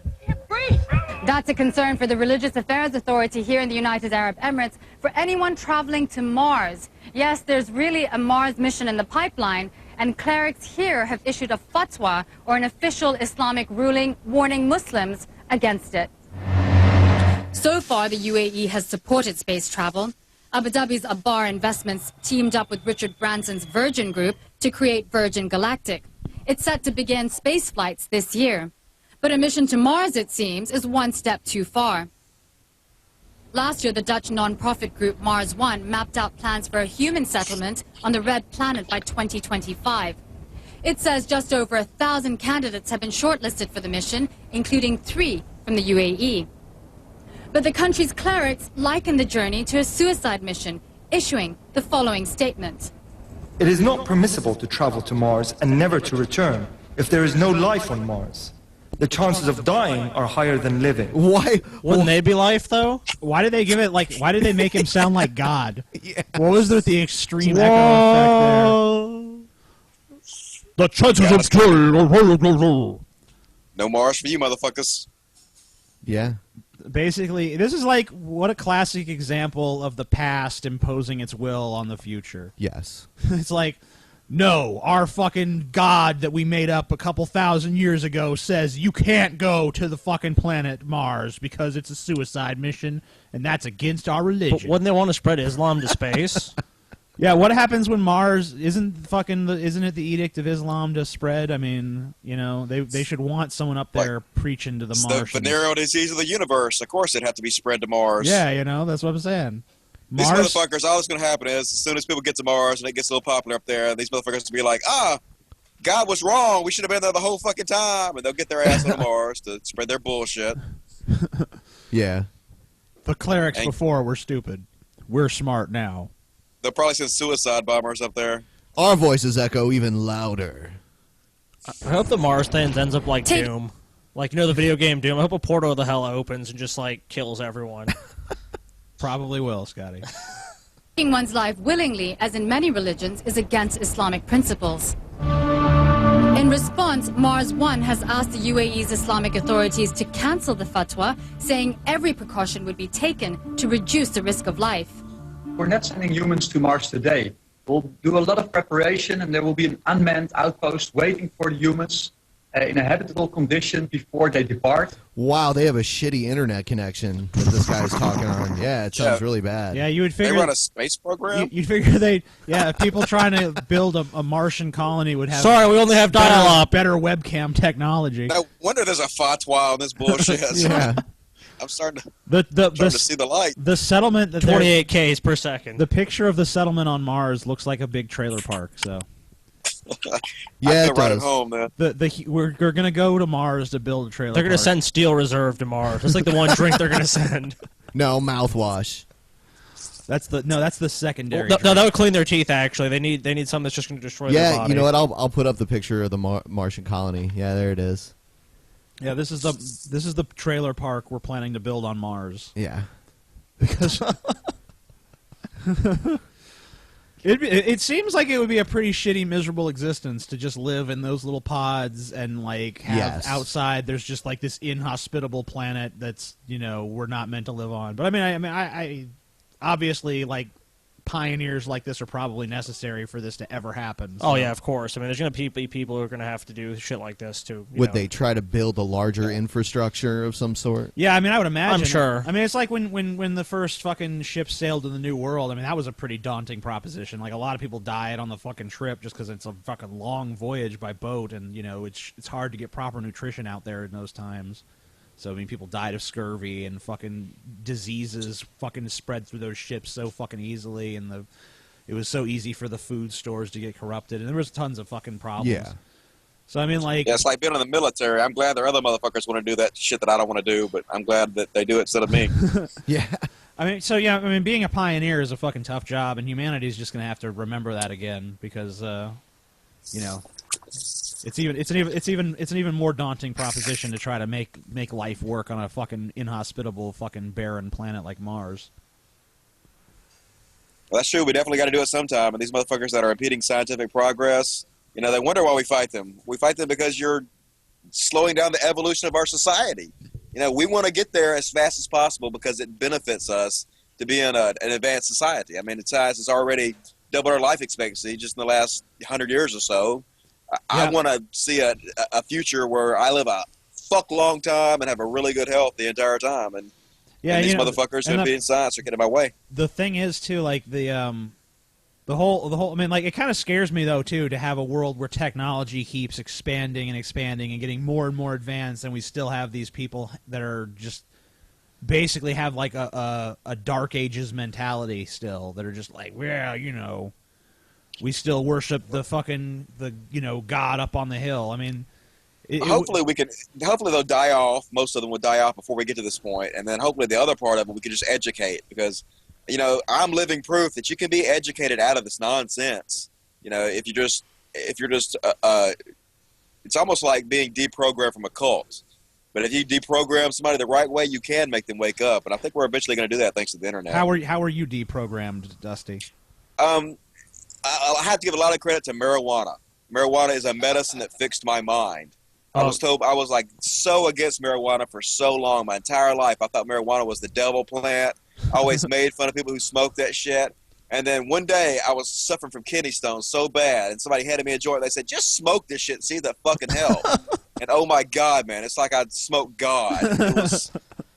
Everything made so much more sense to me after that, and it fixed my mind and really helped me see and understand logic and reason and the concepts that these are the only things that have ever helped mankind figure out fact from fiction, period. The only thing that's ever proven to work. Marijuana is the true God. Yeah, one thing me and TJ talked about, as cool as it would be for someone to colonize Mars, why don't they do it on the moon first? Yeah. Why isn't like the prototype for it's a little bit closer. Yeah, just a little bit. Yeah, it'd be easier. It seems like that would have, and then plus it's kind of like a better proof of concept, rather than going to the fucking red planet. I mean, Jesus. Do you know what the Republicans want to colonize first? It's kind of a silly idea, though. They want to colonize the sun first, actually. What? I'm joking. Yeah. Unlimited free power. We're going to colonize this. Don't worry, it's a night mission. Yeah. Yeah, I think we'll just move on to the next one that we have here. some kid at a school that has zero tolerance policy for gunplay, like toy guns or even pretending like you have a gun, just playing around on the playground. So stupid. It gets you a automatic mandatory suspension. Sounds like a terrorist, basically. So a 5th grader got it for pointing a finger gun at another kid. Terrorist. It's a thought crime. Yeah. So here's something about that. If we can get it to play. Here it is. Right, Liz, thank you. A 5th grader that attends a Columbus City school has been suspended from school for pretending to shoot a classmate with his fingers in the shape of a gun. And his father says the principal has gone too far. Nathan Inting, a 5th grader at Devonshire Alternative Elementary School, has been suspended for 3 days. It happened last week for pretending to shoot a classmate by forming his hand into the shape of a gun. The district says Devonshire Principal Patricia Price warned students about pretend gunplay in school and told both students and parents that if they did not stop, there would be disciplinary action. Nathan's father, Paul Inting, says no one was being threatened at the time and that the principal has taken the situation too far. Why his punishment was this excessive? Because, I mean, I've known these kids around in school nowadays, they get in fights and they're not suspended that long. But for him to make his fingers into a gun and get suspended for 3 days, I don't understand it. I think this kid sounds like a fucking future terrorist and criminal. Yeah, this fucking kid. I mean, you fucking you fucking use your imagination to pretend something. That's wrong. That's evil. There's nothing more evil than that. I mean, what is? I don't. When I was I don't even know how to fucking talk about this. This is just so fucking retarded. When I was in school, every single kid that went to my school would have been suspended by this standard. I used to take throwing stars to school. So I mean, what the put under the fucking jail. They would have just executed you at this point with the throwing stars. Yeah. People used to take shotguns and shit to schools. Oh, that's in my pickup truck, and now it's like you pretend to point a fake gun, which is your finger, at someone else, and they're like, "Oh my God, they were offended. We're offended. Everyone's offended. Someone needs to be offended by this." Well, they have zero tolerance policies, by the district, which basically suck people's brains out, not make them use common sense. It's every situation is a case by case basis. It shouldn't be a blanket, rule that is put down for every situation. But it doesn't make any sense. Yeah. What the fuck does this have to do with education, anyways? Well, I feel the same way about mandatory minimum sentencing too, where no matter what the situation is, they have to put people in prison for life. It's basically it's just like let's take any and all human consideration out of the process completely, to the point where exactly what they do. It's just like, here, there's a rule, and it's like, it reminds me of the episode of fucking Star Trek: The Next Generation where Wesley Crusher fucking breaks the fence. He tramples some flowers. Yeah, he tramples some flowers, and they try to put him to death because their planet has some weird ass laws that have no exceptions or anything. Any crime is punishable by immediate death by the police officer that sees you commit the crime. Is how it goes. It doesn't matter if you're a child or anything. And that's a hardcore society. Yeah, yes. Yeah, I bet the crime rate is very low there. Yeah, Picard. See, in Star Trek, they have to follow what they call the Prime Directive, which means they honor the laws of whatever planet they're on. But they actually broke that because they're about to kill their little kid. But I think TJ would have been okay if they would have killed Wesley Crusher. Yeah, he was a pretty annoying character. Yeah. It's like, in this case, we can make an exception. Yeah, but anyway, back to the finger gun kid. Here he goes. That if a similar incident happens again, his son's punishment will be more severe. He says he's considering pulling his son out of the school district. Yeah. I don't know. And here's the most devastating thing about this whole situation, TJ. For you. This is going to be devastating for you because you're going to agree with S.E. Cup. No! On this issue. He does agree with her cups. Okay, my outrage. This is a warning to parents out there. Please shield your children's eyes. I'm about to do something you do not want them to see. Ready? Get naked. She points her finger like a gun. Oh, yeah. Well. No one. And then she sticks it in. No, she doesn't do that. She's pretty that cute, there got a Columbus, Ohio 5th grader suspended from school for 3 days. The charge, exposing other students to a, quote, level 2 look-alike firearm. Yes, those words actually exist. I'd sure hate to see what a level 3 looks like. This is the kind of ridiculous, childish, progressive nonsense that makes it nearly impossible to have a real conversation about curbing gun crime. Because if you start with dumb ideas like this, how can anyone take you seriously? Let's also curb obesity and alcoholism by banning the hand gestures that accompany them. This is ludicrous. Grow up, people. Yeah, I agree for the most part. Yeah, whatever. Yeah, TJ doesn't want to agree with. TJ, there's some douchey comment too.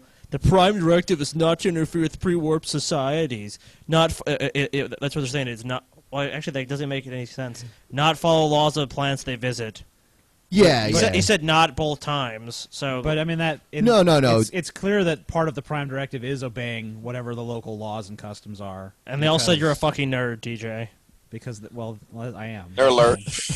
I don't give a fuck. I'm a nerd. Yeah, that's so stupid. You're smart. Okay. Fuck you. What is that? How is that an insult? You're a nerd, dude. You're a total nerd. You like intellectual things, faggot.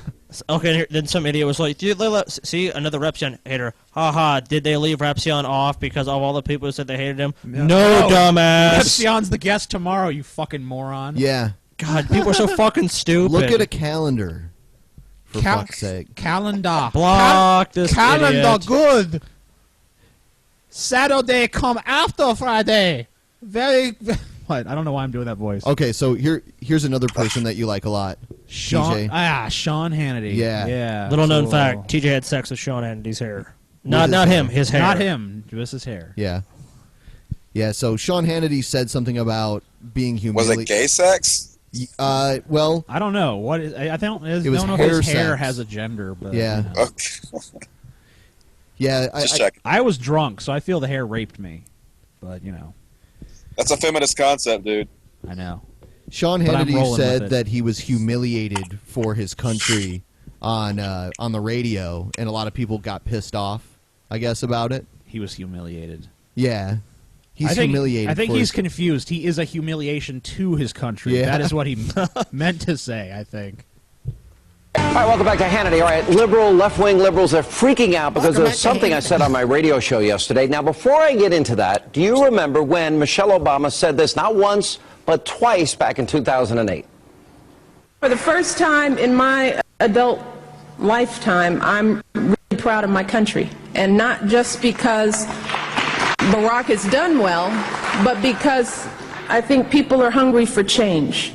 And I have been desperate to see our country moving in that direction. So he's okay, but it's a pretty different fucking perspective being a black woman as opposed to being a white man. I mean, like when she says it, it comes from a totally different fucking context and history.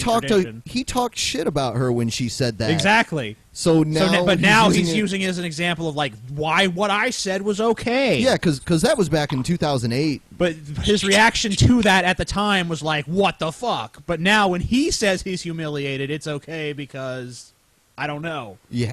Because it was him. Yep, that's exactly why. You nailed it. It's always the double standard with these motherfuckers, but it's so fun to point out their hypocrisy. It really is. Yes. I enjoy it. And just not feeling so alone in my frustration and disappointment. Now, it's worse than people hungry for change. Many people, unfortunately, are just plain hungry. Now, unlike our current First Lady, I've always been proud of this country. But yesterday, I told my radio audience that for the first time in my adult life, I'm humiliated for my country. And I want to explain exactly why I feel this way. Now, look at the record number of people today in America on food stamps, 47 million Americans. Now, we've almost doubled that number since Barack has been president. And look at this number, 46.5 million Americans are living at or below the poverty line. I love how they always fail to mention how the economy crashed literally like a couple of months before he became president. Yeah. And it's always like, Obama done fucked up. It's like, no, the crash happened before he took office. I don't know if you guys remember that. It was like October of 2008. I know. You know Obama caused it all. It was all fine. Everything was brilliant. He got into office, and everything was fucked up after that shit. That's why Bush left office with hugely high approval ratings. And of course, all his Republican cronies want to cut all these like food programs too. So he's saying this is horrible, but at the same it's time, horrible that all these people are on food stamps. We just need to cut them off. Yeah, let them starve. Then there will be less. Yeah. Let them starve. That's a better idea. Less food stamps and less people. Yeah, exactly. They always bring up that statistic about people on food stamps, but they never elaborate on what exactly they're talking about. You know, Obama's giving food stamps to people. You know who he's giving them to, right? You know, the people Romney was talking about. What was that percentage? People can't make a living wage. The 46% or whatever. Yeah. 47%. The takers. 47%. The takers. The fucking takers. Them parasites that want the monies. The parasites Walmart said employees no. that can't fucking feed their families. No, but Walmart was gracious enough to ask their customers to give donations to their employees. Come on. And this is another example. I'm sure that guy that said that all we do is like we're just like a liberal echo chamber where we just have like liberal guests on is like shitting his pants with rage about now. Yeah. It's probably like, you fucking liberals, bring a conservative on that would disagree with you. It's like all we would do is end up making fun of him for how stupid he is. So. I mean, come on now. Yeah, I mean, they can feel free to call in. We're happy to make fun of you. Exactly. I mean, it's a call-in show for fuck's sake. Yeah, send us your question. Yeah, send us your best and brightest.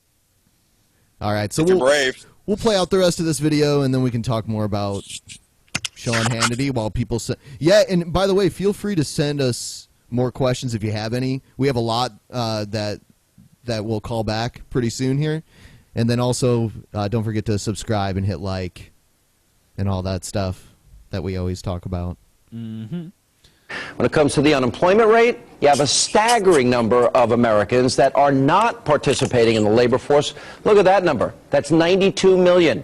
That is the highest number since 1978. Now, these figures are not just disturbing, they're heartbreaking. Every person, every number you see, that's a life, somebody suffering someplace, somewhere, unnecessarily.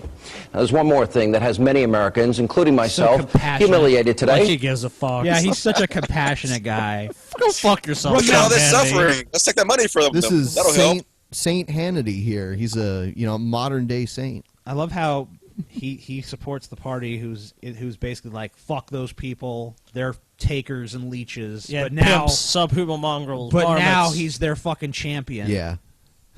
I mean, what the fuck? People are suffering. He speaks for the plebs. Take a look at the photo comparison of our commander-in-chief. There he is, juxtaposed with Vladimir Putin, and just like... Okay. Oh my God! No. Shut the fuck! Like, why they love Putin? Just move to fucking Russia, then, you fucking piece of shit. It sucks because we can't show. I wish our president was a fucking dictator too. Do you know what a lot of racist people I've met would say? That like, Russia's the last great white nation. So we all need to live in Russia. Well, wow. They should. I was like, please Hell move. Yeah, please go move Russia. there. Yes, please move to fucking Russia, and go fucking freeze your balls off. Have fun. Rock on. Rock like on Iran, Russia. and like Syria, like China.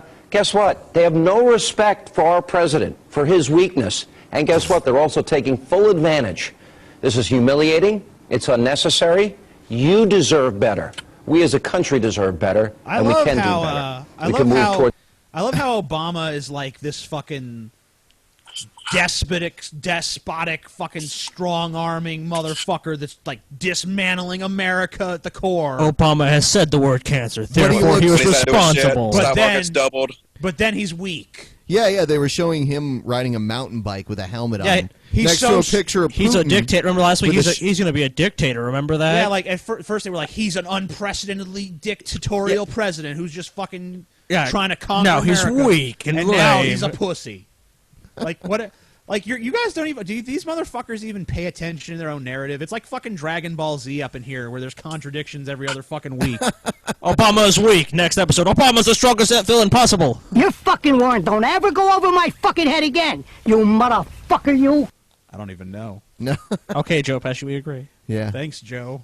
Yeah. For that. But I actually think Sean Hannity's just another con man. You know, like the prosperity pimp preachers are. They just and Galen say whatever they have to. You and Galen need to get together on this because he has the same theory about pretty much every one of these conservative commentators. Like no one can actually be that stupid. They're just you know. They're just playing a game. Yeah. That's just my experience with people. You know, it's always about the money. That was my experience with man, Onision. bullshit. That was my experience with Onision. Like, he supposedly hated me and shit, but then he was writing me on the side, like, we should go on this show together and, like, really, like, drum up our hatred of each other and stuff. And, like... Yeah, he want to make a show out of it. It's going to be like wrestling. Me and you at SummerSlam. Yeah, and he was like, here's some stuff you can say, and here's some stuff I can say. I'm like, what We can have a beer afterwards. And it's like, no, you don't understand. I really do hate you. I'm sorry. I really do. Yeah, I don't want to help you.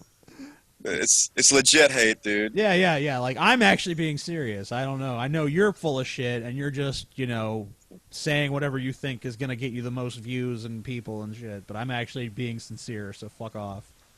What's how he is, how most people are in my observation. Yeah, you're probably right. At least to some extent. Not everybody, but the vast majority of these motherfuckers I've met. I think Sean Hannity, like, I hear people say that he's a nice guy, like, when you know him. So, like, it must all be an act, because there's no fucking way that that's a nice guy. That's what Dave Silverman said about Bill O'Reilly. He said, you know, when you saw that the famous meme of Dave Silverman where he's looking so shocked at Bill O'Reilly asking him, you know, ties go in, ties go out, you can't explain that. He said the reason he looked so shocked was because he had been talking to Bill O'Reilly before the show, and Bill O'Reilly was a very intelligent being. And then once the cameras came on, he transferred into this idiotic character, and it really surprised him. And that's what his shocked face was for. Yeah. Well, I mean, I don't know. What was it? What was he said? He was like, tide goes in, tide goes out. You can't explain that. That was we know you're an astrophysicist, but you have no idea how this works. Like, he's like, well, actually, we do. Oh, tide goes in, tide goes out. Yeah. So do you want to? Bread goes into the toaster. Bill O'Reilly had a bunch. Didn't Bill O'Reilly have a bunch of sex scandals too? He was leaving like dirty messages on the voicemail. He was like blackout drunk doing stupid shit. I'm not saying that's even bad. I'm just saying that's kind of funny. Just how like he's like, I'm this morally upright person that would never do anything bad. Then she's like sending like his dick pics and shit to women. Probably. Hey, baby, want to come take a ride on a no spin zone? The thing is like his logic is so flawed. It's unbelievable. He said that, you know, he was saying someone like Timothy McVeigh couldn't have been a Christian because Christians don't commit murder. So automatically, if you commit a murder, you're not a Christian. So basically, that's a bit self-serving. No true Scotsman fallacy. Yeah, no true Scotsman. Yeah. So we're gonna bring someone in. Bring people on. I don't care. All right. Who's this? You have the power. We're adding Joe from the Skeptic Fence Show. Yeah. Yeah, so here he comes. Here comes Joe. Skeptic Fence Show. A fence made of skeptics. If he fucking answers. Answer your phone. What's up, Joe? Yo! Joe. What's up? What's going on? Hey. Smoke pan every day. Smoke it every day. Hey, Joe. So, hey, fellas. All right. Why is your show called the Skeptic Fence Show? Are you, like, what's with the fence? Because we're skeptical and we're on the fence. Well, at least that's a demographic we try to target. So it's not a fence made of skeptics, like their actual body parts and stuff. No. It's basically, to be honest with you, you got the religious retards or religious people on the one side, and you got skeptical people on the other side. So it's a fence they have to cross over. So that was the whole. So where's the fence located, though? We're kind of wondering about that. It's located in southern New Jersey. So that's where the fence is. Like, so on like one side of this fence, all the skeptical people live. On the other side, we have these theistic Christians and people who are just stupid, basically. Yeah. They're not stupid. Somebody's gonna have to beg to differ on that one. I don't think they're stupid. I think they're just misguided. Misguided. Poor unfortunate. My whole thing is my whole thing is I hate religion, but I don't hate the people that believe in it because either they were indoctrinated at such an early age, and that's the only thing they can really know. Yeah, they have Dusty. Dusty. Or what age were you when you were deprogrammed? I didn't get deprogrammed till the age Jesus died, which was 33. That's when I began my ministry. So you were a believer for 33 years then? Absolutely. Hold on a sinker. Were you stupid then, or were you just misguided? About that one particular thing, I was fucking retarded. I was smart in a lot of other ways, but about that, fucking retardation. That's the only way I can explain it. Yeah, man, I hear you there, brother. Yeah, I don't think people are stupid that believe in it. I just think they're just, like I said, misguided. Well, they're not really seeking out information. So in a way, it's like you're saying, okay, they're not stupid, but most of these people really, for the most part, until they actually seek out this information, they're not really thinking creatively. They're just saying, well, this information is given to me, and don't they have a choice to make whether or not they want to question that information? Well, I think they're told that. They're told not to think outside the box. This is all you need to know, and that's it. This is the path you have to follow. It's a narrow path. You can't seek. You can't sway off that path. Yeah, but that doesn't really answer what I'm saying. I'm saying like what they're saying is like can't they question that? You're saying they're just automatons and they go, okay, I do this. They're just like no, not all of them. No. A lot of them do question. I think that's what's so great about the internet, to be honest with you, because there's people out there when they do. Some of them must be questioning. Yeah, that's what I'm saying. The numbers of atheists are rising. I'm not saying they're all stupid blanketly. I'm just saying, like, to me, it seems kind of stupid in general when you don't question anything you're told. You just go along with the program. That's what I'm saying. I think. Let me just say that I think some of them are fucking stupid. Yeah, so for sure. We can't. No. But there's some stupid fucking atheists too, though. I mean, but not as many. But less in my observation. Yeah, this community's way more intelligent and educated. I agree with you there. If Galen was here, he'd probably want to fucking. Oh God, Galen! All of us. Galen would hate us all. He just says, "No, atheists are actually we're all stupider. idiots. I'm gonna we're make all this idiots. 90-part video about why that is." But don't worry. No, I totally agree. You can't generalize to a certain demographic. You can't do it when it comes to the religious and atheists. You can't. You just gotta, all generalizations are bad. Yeah, it's case by case, how people are raised, how they're grown up, what they're told to believe, what they're feared into, that's what it boils down to, and it's also psychological, what that person wants to believe, how they react to a certain situation. Well, I agree with what you're saying, but at the same time, a great way to wake people up from their cult is to mock them into giving that horse shit up. Yeah, and I agree. And Dusty, thank you for the stuff that you do. I think it's the first time we've ever talked, but I got a really cool guest on tomorrow, if you don't mind me plugging it. Go ahead. Go for it. We have Dr. Peter Boghossian. I don't know if you guys know who he is. He just came out with a book. He's a doctor. He's actually he just came out with this book. It's called A Manual for Creating Atheist. It's a really cool manual. He was just on Thinking. I've heard about that podcast. It's a really cool book, man. It really is. I just got done finished. So when is that show happening? Tomorrow night, 9 o'clock. Why don't you pimp your URL real quick? Yeah, sure, man. I'll put that out there. It's skepticfence.com. That's all it is. Cool. Skeptic. Go there and listen to some shit. Everyone. So the only people who couldn't get there are people who can't spell Skeptic Fence. Yeah, if you can't spell Skeptic Fence, then you are stupid. I think we can agree on that. Or you have some fence. Yeah. You might just be dyslexic too. No, I mean, like, I came out with this series, and I think, Dusty, you might actually plug that because people mentioned your name. I was born to a born-again Christian as an atheist, and it was just a total nutcase breakdown family. It was really bad.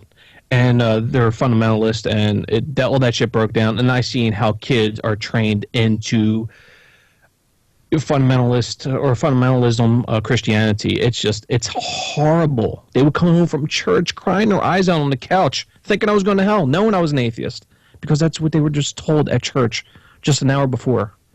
It sickened me, man. I used to feel the same way about my father. My father was an atheist, and I was a Christian for so long, and I always thought that he was going to go to hell, so I actually had to distance myself from him because the pain of thinking somebody I loved was going to be tortured forever was so great for me that it really kind of cost me part of the relationship I have with my father, and it's one of the greatest regrets of my life. The religion kind of stole that from me. Yeah, sorry to hear that, man. But yeah, man, it's like about it. Yeah, no, I hear what you're saying. It's just sad to see kids. I had 4 stepkids, from age 10 to 14, and to see that, man, to see the pain they go through, crying, a kid crying over nonsense. I remember crying because I thought Michael Jackson was going to hell. Because you thought Michael Jackson was going to hell. Yeah, I remember. I heard that he was like a Jehovah's not Witness. MJ. I was like, yeah.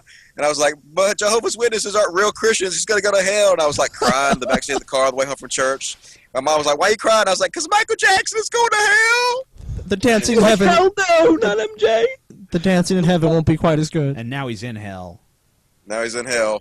I hope to join him. If I go anywhere, I'd rather go there with all the fucking cool people. Awesome. I'll bring the weed. Thanks for being on the show, Joe. I think we're going to try some other callers. All right, TJ. Take care. See you, Dusty. Take care, guys. Thanks, Be good. Take care, man. Be sure to check out skepticfence.com. And Smoke Check that Pan. shit out. Or org. Or Go there and Smoke Pan at the same time. How about that? Someone's snorkeling. Snorkel. It's me. I hear the snorkel. All right. Dusty's in the Bahamas right now, in case anyone's wondering. I'll take the blame for that shit. What do we have here? We have questions from angry people. Lots of people in the comments are arguing about Repsion now. Fucking Repsion's a pile He of false shit. flagged. He destroyed America. He destroyed and America. football and baseball. Did And he flex about what happened? I didn't hear the. I don't or know. they just make it up. You have no idea. I don't know. It doesn't really matter, I guess. It's been explained to me, but I really didn't. I'm going to look into it because I just want to see if there's any truth to it or if it's just a bunch of speculation. I don't. Yeah, I mean, we can talk to him when he's here. Yeah, I mean, I'd like to know too, but I mean, I don't think that just any dissent should be shut down. But hell yeah, yeah. At the same time, I want to give the guy the benefit of the doubt because he seemed pretty cool to me. Yeah. Yeah.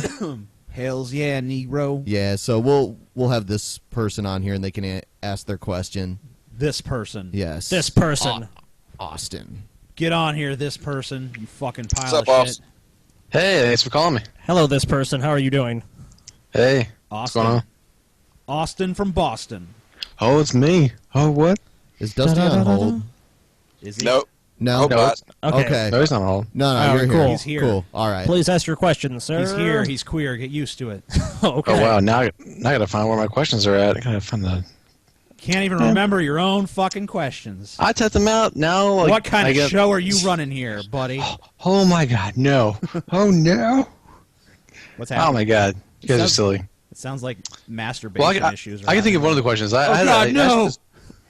I just got a couple questions. Why is the cum black? The important one, I think the important one that I want to ask you guys is the one where you were talking about how, if Obama were a white Republican, we would go, oh, of course, yeah, well, of course the Republicans would be all about him, but he's a black Democrat. Do you think that shapes our perception of him? Do you think that Oh is... yeah, I mean, human beings. Of course. We can't. I mean, we can't help but think in stereotypes to some extent. I mean, but I mean, Us versus them mentality. We're very tribal. If you really look at Obama objectively, he's a pretty fucking conservative president for the most part. I mean, he's really extremely. He's not been some great fucking democratic force for change. I mean, this is not if you voted for Obama thinking this is going to be the next FDR, you were fucking sorely goddamn disappointed about now. Well, and deceived, pretty much. I mean, Yeah. we're going to change things. Yeah, not really. What do you think would make him less what do you think would make him more ideal? What would he have to do to make him change totally ideal? and completely? No, not at least one thing. What action would he some take? specific? Gain a pair of testicles.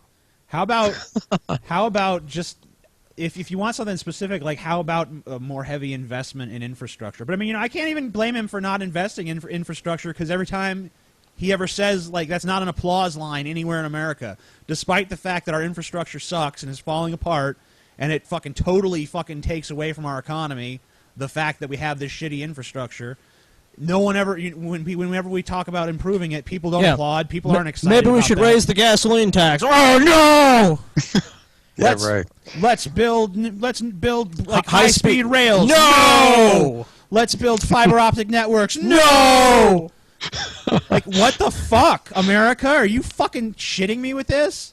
Come on, progress. Get with it. And they want to destroy the post office too. Remember that? They want to. Oh yeah. They want to do basically them to pre-fund the benefits for the next 75 years. This happened during the Bush administration, in case people are wondering. And basically trying to push us off to more expensive solutions like FedEx and UPS. This is applying to the United States, in case you. I've heard the rednecks right now talking that bullshit. People want to send letters through FedEx. You know how expensive that'll be. Oh, They just yeah. have no idea what the consequences of their actions will be. But they're just so brainwashed and birthed to believe that anything the government does is evil, regardless of what they see with their own eyes. They just really honestly believe that. So Not they'll every everything. time vote against their own best interest. Not everything, though. The military, which happens to be the biggest, most expensive, and largest scale thing that the government does. And They're a cool fucking with that. and the fucking biggest social welfare program Yeah. to some extent. Because I mean, like, come on, like a lot of these fucking military people are superfluous at this point. Yeah. I mean, like, and not only that, we keep giving out these military contracts. People like build these new tanks. It's like we don't need new tanks. We already have the fucking top of the line tanks in all the world. Build new jets. Like, we don't need new jets. We already have the top of the line jets in the entire fucking world. How about a fucking... We have 1,000 fucking shitty jets that we can blow shit up with, but we don't have one fucking rocket to take us to fucking space. I mean, what the fuck? This is... And Congress forces them. They force them to build tanks even when they said that they don't want them. Yeah, even the military is like, we don't want these fucking tanks. The Congress are like, nope, you build them. We already fucking took kickbacks. Yeah. Don't we sell that shit? Don't we sell it to the other countries? Yeah, we're a big arms dealer, America. Yeah, I think that's what we're doing though. Like we're creating tanks, we're creating these arms, and then we're actually selling them to other countries in order to feed them. You know what these I think, arms. buddy? You know what I think? I think you're a fucking communist. I always say though, communism would be great if there were no humans. Like if everyone were gone. If you didn't have to rely on human nature, maybe. Yeah, exactly. All right, thanks for calling. We're gonna move on. All right. It was enjoyable. Thank you, Austin. this person or that guy or whatever. Austin. Should Austin we from Boston, even though he wasn't really from Boston. Should we bring on TJ Fucks Things? I actually remember him from the last time I was on the show. I actually watched a couple of his videos. They're interesting. They're very interesting. Yeah, to say the least. He's a classical gentleman. They seem to be primarily revolved around TJ fucking things. Yeah, primarily. That was my observation. And then Scotty can tell him why he got banned and everything again. Yes. We unbanned TJ Fucks Things. He got a whole 16 signatures on a change.org petition. Yes, he did. 16 of them. And we were like, damn, 16 people. He was the people only have 13 spoken. of them. All the other 3 were real people. Yeah. In between making fake YouTube accounts, he also makes fake change.org accounts too. So Well, it seems like he earned the unbanning. Yeah. Yeah, and then he's already been rebanned. Yeah, he's been rebanned. Oh, he's been already? Oh, wow, that's scary. That's just his nature. Here's TJ Fucks Things. Hey. Hey. So. Hey. What's up, Sup? TJ Fox Thanes? Did you miss Yo. me? Yeah, I did. Well, you guys are... Are you covering your body in maple syrup right now, TJ Fox Thanes? Are you drinking your Tim Hortons too, and masturbating into it? He's so amused. Yeah, I am. Why do you live in one of the dumpiest cities in all of Ontario? Is that just like kind of like because you're such a shitty person yourself and have nothing else to do with your life, or is this just a coincidence? It's just because I was born here. So. Oh, okay. So you are the root cause of it. And how is it to be an Islamic extremist in Canada? It's pretty good. I've been. Anyways. We have some other important questions. Why did Canadians cause the polar vortex to occur? Because it's pretty fucking cold here, and we're sad that other people aren't experiencing extreme cold conditions, so we just wanted to, like, fuck everyone over. So why were you having sex with the beaver yesterday? Like, you sent us pictures of you having sex with the beaver, and we were kind of confused. No. Actually, I have a real question for him. What the fuck? What was that weird shit on TJ's birthday video that you made? That was like it was just this weird video I came across on Facebook, and then I'm like, hey, it's TJ's birthday, so I'll put that in his happy birthday video, and yeah, pretty much. And I found this really horrible song, as you may have heard. Yeah. It was pretty good. A bunch of people from Canada are like, TJ Fox does not represent Canada. This is not an accurate portrayal of Canadians. Your own countrymen in one of the most nice, polite countries in the world are disavowing you. So you really should be like proud of yourself, truly. I should be, I guess. Like a country of really nice people are like, fuck this dude, he's not part of us. Just deport him. You guys in America, you can have TJ Fox. He's their Justin Bieber. Well, they have Pretty Justin much. Bieber's their Well, Justin Bieber. they're probably French, and all French people are assholes. So All right. Thanks. Interesting as always. I wanted to ask him. I don't remember what I wanted to ask him actually. So Okay. Good thing. Yeah. All right. So. Anyone that's confused, there's just an ongoing saga of us messing with TJ Foxstains, who is just this lonely Canadian teenage boy who is kind of vice versa in a way. He's kind of crazy, and he's just kind of really weird, and it's just kind of funny to make fun of him. He's like our person on the show. We could just kind of make fun of. You know what he's like? He's like our fucking Carl Pilkington, but not as funny. Yeah. But kind of weirder. So. He seems to really like you. I know really. Like I kind of have a soft spot in my heart for him too, because it's like he has this whole channel of me fucking things, and that seems kind of awesome in a way. Like I could just imagine that if you die, he's gonna be wearing your skin as a dress. Yeah, that would be nice. He'd look pretty. Who's next? This person. Adam or her or it. Yeah. Or them. Or them. Maybe it's an object. If you're saying it's an object, this person you're calling is not a person, it's an object. I hope this person is a lamp. Okay, we'll have to ask Not him. like a genie lamp, but like a desk lamp. Are they going to answer? Going That once. name is very complicated. Yeah, going twice. Goodbye. Gone. All right. You fail. You are the weakest link. Goodbye. You are the weakest link. All right. Okay, let's go with this person. Alex. Alex? Alex Jones. Yeah. Alex. Hello. Hello. Hello. Hey, how you doing? Hey, what's cracking? I don't know. What is cracking? What's cracking with you, man? You're on with chilling Dusty with Smith. Dusty Smith. Release the Kraken. Smusty. Release the Kraken. Pull some dukes. Can life get any Hey, better? I live in the French part. Release the crackhead. Yeah, release the crackhead. We have those. The French part. I live in the French part of Canada. Yeah, the French ones. So you live in. So, you know. So you live in. Let me see the Yukon is what you're saying. No, I think he Quebec. lives in Quebec. Yeah. No, the Yukon. I understand. The No, Yukon. no. But what? All right. We'll go with the Yukon. Okay. Okay, you live in the Yukon. Okay, good. We've established Okay, that. so we got this bitch who's like trying to pass this law to make religion strictly like a private matter, and to remove it from all public places. And basically, this person is a bigot who keeps blaming religious people and immigrants for all the problems that are happening to people. What do you guys think of this? He's blaming religious people and immigrants? Pretty much just immigrants and, you know... So what is the problem with religion being banned from public buildings? Should it be banned from public buildings? Well, yeah, apart from the fact that, you know, it's kind of an individual right to express yourself, don't you guys think?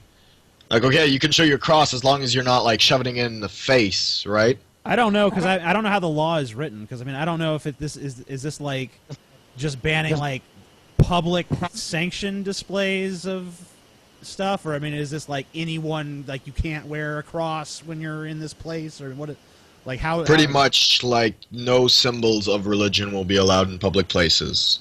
That's like a giant abbreviation, how but would apparently you even, how would you even do that? Because, like, a church would be a symbol of religion, so, I mean... Yeah. Like, would you like just be about like, that, it's I think like the churches are like expelled from it, but it's like hospitals and shit. You won't be able to have a cross in there and shit. They have to make the Like, they close the churches. chapel. They have to make the churches look like That Tim sounds like Hortons. bullshit. Yeah, I don't know. I mean, that doesn't really sound like a law that would actually Yeah, be passed. most I of the don't know. people are finding she's a stupid bitch, and I vastly agree with that. But I just wanted to know your opinion on the matter because it's pretty stupid. Yeah, it sounds and ridiculous. She like wants to separate Quebec from Canada and become an independent country and shit, and that This never just- work. This sounds like basically rabble-rousing. Like, let's just try to inflame a bunch of, you know, xenophobic, racist people that we know will just agree with us on anything. Pretty much, which is kind of hilarious. She seems to do that to a lot of the French Canadians that really don't like the English part, people. And apart from that, what would you guys do to, you know, switch up the education system and voting ages. What do you think about that? Changing that around. Voting age, you should only people who have What do you guys think about voting? only people who've lived 100 years should be able to vote. 100 years, Yeah. huh? Only people who've lived for 100 years. I think we have a really conservative country then. Yes, we would. No, we just because they have to also have like Alzheimer's and be senile. Like they're not allowed to. We're not allowed to let anyone who's actually mentally sound vote. Thanks for the question, by the way. I think that's what we need to do. I think they should just give everybody a test about current issues, and then the higher you score on the test, the more your vote's worth. To answer seriously, I know that's gonna. It should be like a. Some people are gonna be way against a that. merit-based system. It's like how Right, how all votes politically should well informed. equally. I don't know because I think the test would just end up being skewed, and there would be like dissent among like what questions should be there, and all that shit. I've also thought about that as well. So you're probably right. There'd be a lot of bullshit about it. But Did you hear about that? You hear about that billionaire? I forget what his name. I forget his name, but he basically said that he thinks that rich people should have more votes because they have more money. Like it should I'm not surprised he feels that way. it should be based more on income. Like Slightly self-serving, I think. no, how could you say that? Then again, I guess me wanting more intelligent people to have higher vote counts would be self-serving to smart people. I want to say that But- I don't know how accurately that guy was representing whatever that law was. Like I'm not saying Yeah, it sounded like bullshit. Like I'm not. Maybe there's someone that actually said that. I don't know how popular they are or anything, or what the law actually says. So I'm commenting based on what he said, and if it's really like that, then that's my feelings about it. But That's horseshit. if it was I think if it was misrepresented to me, then my opinion might be different. I think we can all agree that we don't want any kind of censorship in public. You should be able to wear and say what you want, and I should be able to wear and say what I want, as long as it's not Right. state-sponsored. That's what I'm saying. It'd be retarded. So I don't think you've got too many atheists that want to actually ban religion, period, like that. We're not like that. I'd like it off the money, personally, but Yeah, well, I mean that's that's state-sponsored. Yeah, exactly. So, but like as far as like someone personally expressing their religion, whatever. That's their right. I don't fucking want my rights In infringed, dog, so. we trust. You could say that. right, you say whatever you want to, and I'm gonna say whatever I want to. And I think my ideas are better than your ideas, so I'm willing to compete against you anytime you want to in the marketplace of ideas. I'm not scared of your ideas. I don't have to censor you. And then we smoke lots of pan. Smoke pan every day. Let's get it. What is pan? I'm out of the loop on the pan. It's basically because we were when we first started the show, we were watching all these Fox News stories about pot, and they would always say like pot, The dope, the pot. So we started calling it pan, because pots and pans. Yeah. I get it. Okay, now I'm in the loop. Thanks. There you go. The loop. Caught me up. I'm about to smoke me some pan. You're in the circle of trust. See, it catches on. Like people write me all the time now. Like I'm smoking pan. I'm like cool. Yeah. Smoke pan every day. Yeah, there's actually. It's like the best thing I've ever done. Is No. And TJ was anti-weed for a long time. Blueberry pie is That's the best true. thing you've ever done. Just as shut up. Just as Dusty was once anti-weed, I was anti-weed. I thought people who smoked weed were idiots. Mainly me. You're like, you're a fucking idiot, You dude. fucking idiot piece of You and shit. your fucking friends smoking that weed are wasting your time. Nothing's gonna happen to you. We would just be all like high as Oh, fuck, shit. like whatever, TJ. So TJ, did you just think everyone was faking because you couldn't get high yourself? Well, what happened was like I'd smoke and I wouldn't really feel anything. But it turns out that I just need to smoke. I just need to smoke a little more than most people do. That's why I try to tell him too. I'm like, take a few hits. Like, I'll take one big hit. No, see there, I'm not high. This doesn't prove it. And there's times he was actually kind of high and giggling and like rambling, and he'd be like, I'm not high, and you're like, yeah, you are, dude. Well, if I don't feel high, then I'm not. high. You definitely were. Oh man, I can't stand the deniers. Yeah, he was a denier, dude. He Ah. totally. TJ has a stupid smirk on his face. If I He knows can't it's true. feel it, then it doesn't fucking. What is from my perspective? What does it matter? But eventually, like it was funny because Holly, my wife, was pretty against marijuana. Oh, like, yeah. to the point where she actually like wouldn't let me back in the bedroom once because I'd smoked. Because God. Scotty and Matt basically forced me to smoke. And I try to get back. She's like, "You come back when you're sober." Yeah, it was come back when you're sober. She slammed the door in his face. We're like, well, and the funny thing is that I guess it's video games with us, TJ. A couple of years later, she was the one that fucking got me smoking. So, well, she could be forgiven for that. A lot of us have been there. We were brainwashed into believing it was much more harmful than it actually is. We were all very uptight at the time, but then we kind of learned to cut loose, and it's all good now. Yeah, we got to learn how to relax. Life's so much easier. Blueberry pie was not amazing. It was meant as a joke. No one ever blueberry pie. No one ever. Everybody loved the blueberry pie. No one ever watched the companion Everybody video. loved the blueberry pie. It was an intentionally bad video that was meant to make fun of how stupid shit on YouTube could be, but whatever. That's totally lost to history. So I meant to whatever. do that. I shot a fucking another video that came out around the same exact time that explained what that was all about, but no one even watched that video. I meant to do that. I meant to do it. I hate you people. Did you make a really bad video about blueberry pie that I missed? Ages ago.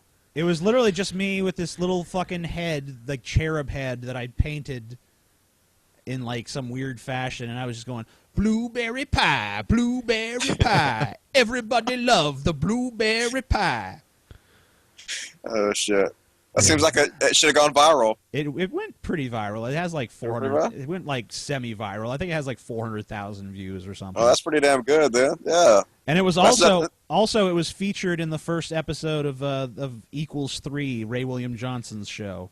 So that's that's good. That's genius then, man. You did exactly what you're supposed to do. Exactly. You made a genius video that went semi-viral. I mean, why would anybody make fun of you about that? You did your job. Everyone wants a sequel to Bricks. As well. There was a sequel to Bricks. Or no, a sequel to Bricks 2. They want it to be a trilogy? Yes. I don't think I have any more brick-related humor in me. I don't know. I think everything you can do with a brick has been done. Don't say that. Don't say that. Yeah. Because, don't say that. Because then you'll just do some crazy shit with a brick. You know? Yeah. Ted Nugent is a cat shit junkie. Cool. I'm reading comments from our chat room. Yeah. Hey, can we get another caller in here? Yeah. Let's do somebody in the butt. Bing. Let's see. Doom, doom. Yeah, just looking for something. So while we're waiting, I'm moving to Denver. So like, if any of you guys are from Denver, you want to like fucking hang out with Dusty Smith, you should like look me up on Facebook, man. Yeah, if there's anyone in Denver here, you can fucking hang out with Dusty in real life. Yes. You can smoke out with Dusty Smith if like you're cool and you got free weed and shit. If you're cool, you have to be cool. Gotta be cool. If you're just some lame fuck, he's not going to want to hang out with you. All right, so here comes someone. I might. You know if you're lame. You know if you're lame. Brainless prodigy. He sounds like it'd be cool. If he'll answer. He's not answering. Brainless prodigy, why aren't you answering? Fuck you. Scared him off. I'm so disappointed. Yeah, apparently. I'm so sad. Never lived up to the name, apparently. He didn't live up. That had Alex Jones. Jones yeah. Let's awesome. Call this person. This weirdo. Derek. This fucking weirdo. Oh shit. Hey, you fucking weirdo. Fuck you. Fuck you, Derek. You fucking Derek, weird what are you doing? faggot. What's up? You like Alex Jones, Derek? Not really. Okay, good. Did you He's have got a good sex with source of Alex information. I mean, yeah, he's like entertaining and stuff, but suicide pills, mass murder pills. Entertaining, but not to be taken seriously. TJ had sex with Alex Jones' hair. Yeah, brainless prodigy. Yeah, Dusty, you should move to like Nebraska instead. It's like awesome here. You can look at all the corn. Nebraska. There's lots of corn. You don't think I should move to where the weed is legal? Colorado, man. Dude, Omaha's the shit, man. Omaha, somewhere you work for in America. Do you work for the Omaha City Tourism Panel or something? No, that's a like is it Black Counting Crows or some I don't know, some fucking crow song. Some band sang a song about Omaha. It was like Omaha, somewhere in Middle America. I had no idea. Gross. I mean, we got like Warren Buffett and stuff. Is from here, I think. Yeah, he is. And that's like the only big person from Nebraska. He ain't that big. He's only like 5. No, I don't know. Just fucking with you. Anyway. Well, you're not selling it. Yeah, we got Warren Buffett. He's pretty cool. We got Warren Buffett around Yeah. here. Maybe if Yeah. you go to his house, he'll give you like a few million. I mean, we got like corn and shit. We got corn, buddy. We got We got cows. Corn and cows. Got corn and cows. I can get corn in the store like anywhere, dude. You do know they mass manufacture the corn You can't now. get They that send it fucking anywhere. top grade Nebraska corn. Though. Yeah, you can't get. I just want the that GM shit. I only eat GM foods. I don't fucking eat no organic shit. Good. Fucking organic faggots. I Scotty smear GM foods all over my body and This shit. is Scotty. quality. Scotty is one of them organic faggots. Yeah. It's all bullshit. He's like, I love that organic foods. Now, the organic food companies are fucking evil as shit. They're like spreading lies, and they piss me off. That's why I won't support them, and you shouldn't either. You should eat only GMO foods. GMO. Exclusive. Well, I'm the opposite of all these hippie motherfuckers. Well, not every food is GMO, anyways. I mean, it's like some of them are and some of them aren't. And I'm not even one of the people that's against GMOs. That's like that. A lot of the people that do share similar diets to me are pretty much off the deep end on a lot of that shit. It's just kind of amusing, but you know. It's become a religion. The anti-GMO shit has become a religion. lot of them are pretty ignorant about a lot of things. Yeah. Anyway, Derek, do you have a question? Yeah, totally. Cool. So, cool, dude. Dude. Yeah, dude. Dude. Gnarly, dude. Tony Rogers. Cowabunga. All right, guys, shut up for a sec. Okay. Whoa, whoa. I know. No. Okay,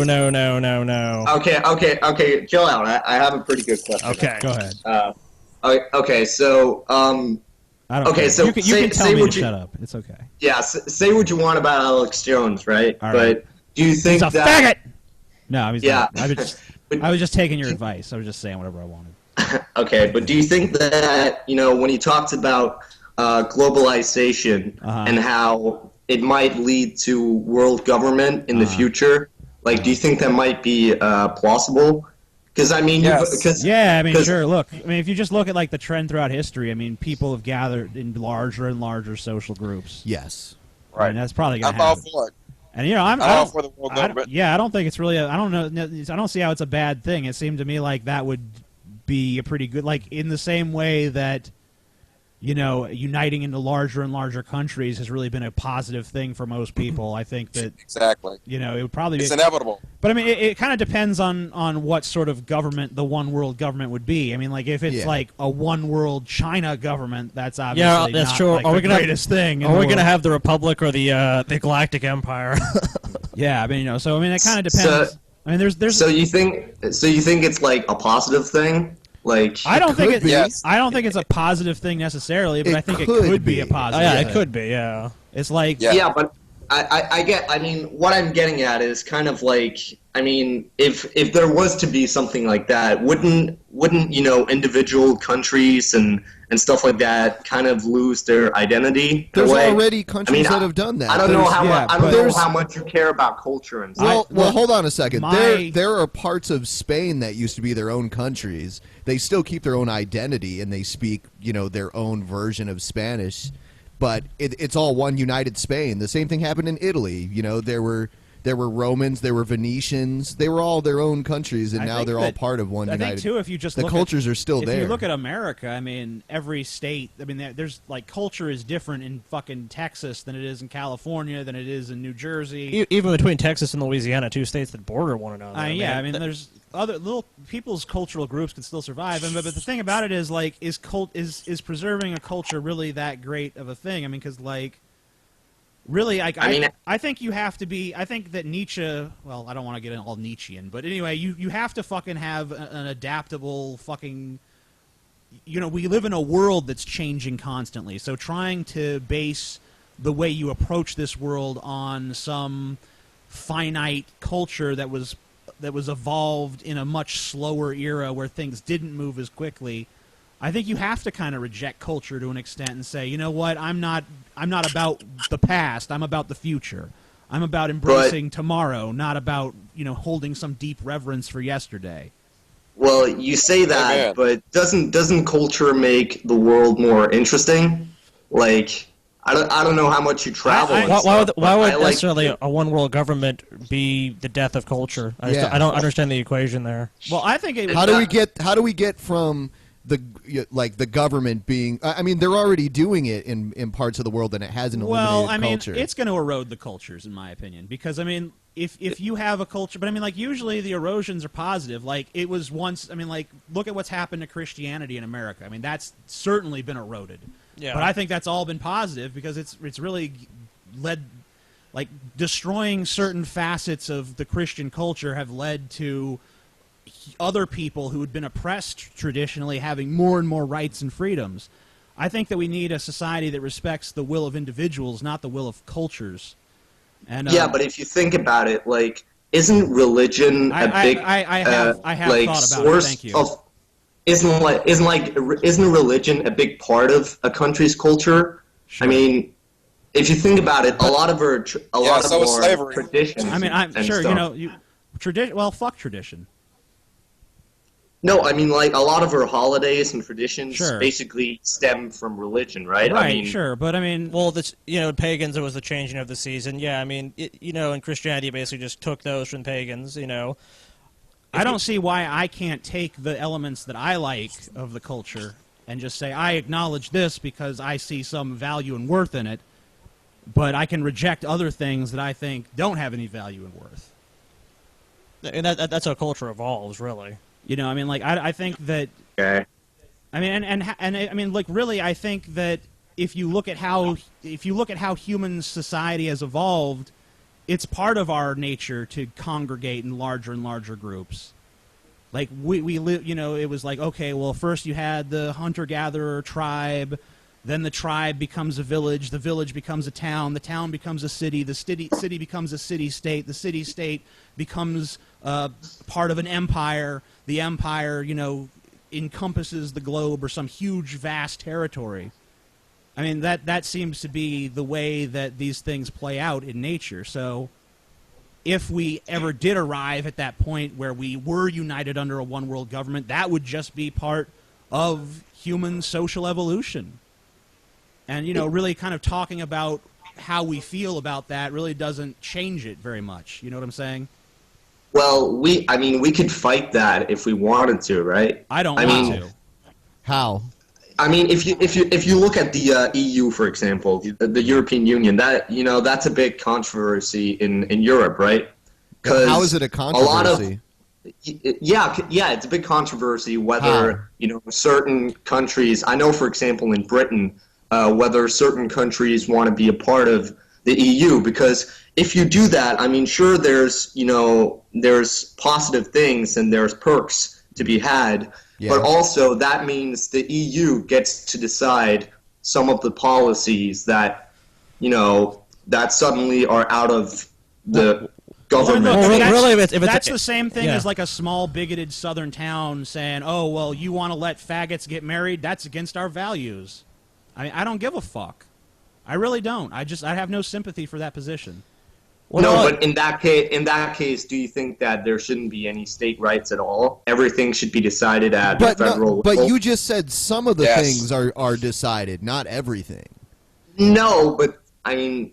Okay, you're done. Right. You're done. Sorry, you are not making a point. You're saying one thing. You're saying, well, in the EU, some of the things are decided by the unified government. It was kind of like some of the things, not all of the things. It was kind of like we had the paranormal guy in here. It's like when you're arguing with someone, it's eroding you culture. You just don't understand this point. If you just understood, if you thought about it a little bit harder, you would get what we're saying. It's like we get what you're saying, we just disagree. I mean, we've been there. We understand that you've been brainwashed to believe that the idea of a one world government is the most evil thing ever. You've been brainwashed by both your conspiracy theory bullshit and your religion, but it just turns out that's not the case. You just have to fucking accept it. I've been to between 1/3 to a half of the countries in the EU, and I didn't see any massive eroding of the culture there. Yeah, we have to use the euro. Oh no! Each country that I went to pretty much had its own established culture. No, man, in Italy they stopped eating pizza.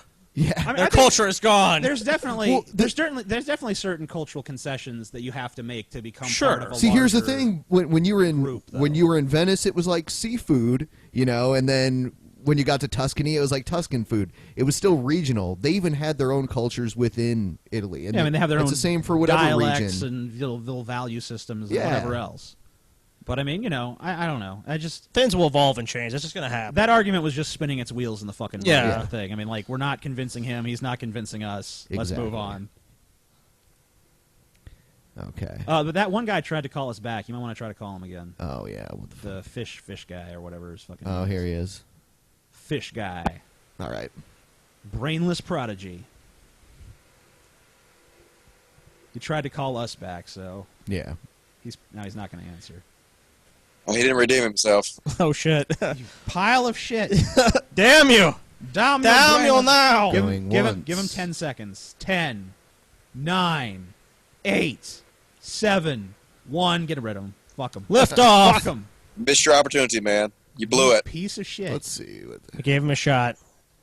These pieces. You of could shit. have been a contender, but now you're not. This was like 8 Mile in reverse, dude. 8 Mile in reverse. Okay, let's see here.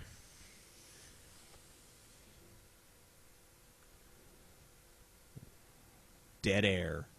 Yeah. Dun dun dun. Hey man, I'm doing a bunch of shit here. Trev Wellborn. Hello. What's up, man? How you doing? I'm good. Cool. So you're moving to Colorado? Yeah, I'm moving to Colorado. You live in Colorado? No, because Colorado's boring as shit. You should move to Washington. Why should I move to Washington? Why is Washington better than Colorado? Weed is going to be legal in a couple of months, I believe. We have moonshine that's legal. We have gay marriage. We're one of the most liberal states in the country. You should have So, you should have mentioned the weed thing though, because Colorado's weed laws are actually better. Yeah, and Colorado does have legal gay marriage too. Yeah. And mountains. Yeah. I've never been to Washington. I hear it's cool. I have been to Colorado plenty of times. I've and been to Colorado is Washington. awesome. Yeah, Washington's cool. I'm not trying to diss on Washington or anything. I'm just saying, Yeah. like, you can't. I mean, they can't list weed as a positive. It's already legal in Colorado. It just doesn't make any sense. Yeah. Yeah, I hear Washington's awesome, and I appreciate the invitation. I eventually want to move out that way, but right now I'm gonna try Denver for a little while and see how that works for me. But I'm open-minded. You might can sell me on Washington eventually. Does anyone remember a shitty cartoon called Denver the Last Dinosaur? Yeah. No. No. I just want to make sure. Go Ben ahead. knew it. Go ahead. Ask your question. Yeah, you had a few questions. No, he didn't. Yeah. I want to talk about Denver the Last Dinosaur. No, fuck that. We're not talking about it. I guess Ben hates It had it. this song. It was like Denver the The Last last dinosaur. Yeah, I remember it. Now let's get over it and move on. Why? We need to. Okay, but we need to dedicate a show to it at some point. No. That'll be tomorrow's show. We'll just talk with Repsion about fucking Denver the Last Dinosaur. Someone said he's moving to Colorado. He's going to get anally probed. What's up, is it Trav? Trev. Yeah. It's Trev. I can't see if it's Come an A on, or E Trev. from where I'm Ask your sitting. question before TJ keeps talking. Yeah, TJ, shut the fuck up. Yeah. So, with the current technologies that are being working on with the Google glasses and like with the PC, there's the Oculus Rift. Do you think these things will be like mainstream eventually, like iPhone or something like that? Yes. Yeah, Like, definitely. Oculus Rift, I think, is going to really change things. And what I've seen, the videos I've seen of people that they don't want to put the thing down when they put it on. And I think it's really going to transform gaming forever. I think the technology is going to have to move that way. And as far as the recording everywhere with the Google Glasses and shit, yeah, that'll probably catch on too. Yeah. Eventually, they'll just have contact lenses. We are the That'll be the real shit. Yeah, we will be Borg within 1,000 years here. Sign me up. I'm looking forward to it. Transhumanism, I'm all about that shit. Yeah. Fucking excited about it. My other question was about transhumanism. Yeah. You rock then. Go I love ahead. that subject. What's your question? There's many different forms that it can take of what transhumanism can eventually be, but what is the most likely way it's going to evolve into? Would you have like? I would get like a giant robot car. It would just be like hydraulic and shit. It'd be like. I think first it'll be limbs and things like that. I mean, that like functionality. It'll be practical things like improving your eyesight and doing things that'll be more feasible and actually help people. I mean that's obviously the first step towards something like that. Life extension. Yeah. I saw that they have this thing that you put on your heart that can make your heart stay alive forever by shocking it repeatedly. So you got a pacemaker. And eventually they're going to hook all our hearts to this new shit, and we'll just be able to have hearts to beat for fucking ever. It'd be awesome as shit. Holy shit. I think eventually it would just reach a point where people would be almost like customizing themselves. Have you ever read the comic Transmetropolitan? No, but I heard it was pretty good. Yeah, they have. Well, in that comic, they have all these. It basically takes place in the distant future, and there's all these different ways that human beings have augmented themselves, and there's these different groups of people with different sort of technological philosophies that have embraced all these different ways of living. And I kind of foresee it happening like that because, you know, different people have different value systems, and they're probably going to form different subgroups of people who prioritize, you know, different ways of augmenting yourself. Like there were people who were basically like the Borg, these bulky cyborg things, and there was people who were more about genetic manipulation, and then there was people who basically like had foregone any sort of human form and lived as like clouds of nanoparticles, like little nanobots and shit, and could basically manipulate, you know, their surroundings and stuff. But I mean, there's like all these different little possibilities that people could do, especially when the technology gets sufficiently advanced. But we probably wouldn't see that in our lifetimes, unless, of course, immortality happens in our lifetimes, which I don't think it will. But I could be mistaken. Damn you, TJ! That's actually exactly what I think is going to happen. Just what he said. I agree totally. Yeah, there's this one thing that eventually transhumanism will we'll be able to connect to the internet just through our brains, and then there's this conspiracy that if that happens, that then like the governments will control people through the internet through our brains. It will eliminate the culture, because that's why it exists, to eliminate culture. Yeah. We are the government. You know, it's kind of funny because we were just talking about the Borg in Star Trek. When in Star Trek, the Federation is like more than just one world government. It's like multiple planets have one fucking government. Well, I mean, like, if you were part of a galactic alliance of some kind, yeah. I mean, you would figure that pretty much any other planet you would be dealing with would have a one-world government. I mean, it wouldn't make any sense at that point. I don't think that alien civilizations would live close enough to each other for that to really be a possibility. No, not at all. You know, I could be mistaken. Yeah. There could be something like warp technology out there that enables that to be the case, but we haven't discovered it yet, so I'm not going to presume. Thank you for the call. We're going to move on. Let's see. I like that we have such technology futurist embracing people in our audience. Yeah. Yeah, the Atheist Crew's a real intelligent audience, you know.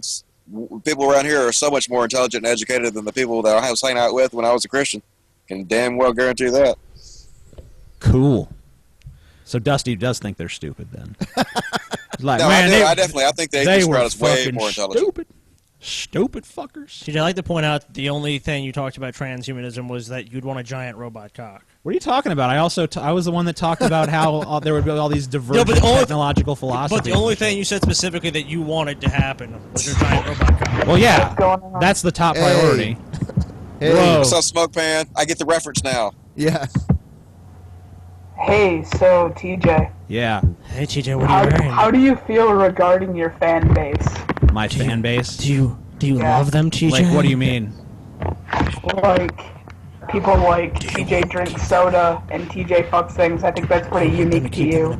Yeah. Well, how does that make you feel? Does it creep you the fuck out? Or? Nah, because I'm pretty weird myself. TJ wants to have sex with them, I think. But only their hair. Can you... can we take him off just because of the fucking... Yeah. Thanks for the question. It's not because... it was kind of dumb, but I mean... No, it was all right. It was, it was just... TJ, are you afraid of your fact fans? Of the audio going on there. Are you afraid of them, TJ? No, I mean, I don't think you can get as far as I have if you really genuinely have some, like, contempt. But I mean, I don't feel like... I'm not one of these people that just wants to coddle and kiss my fans' ass and be like, I have the greatest fans.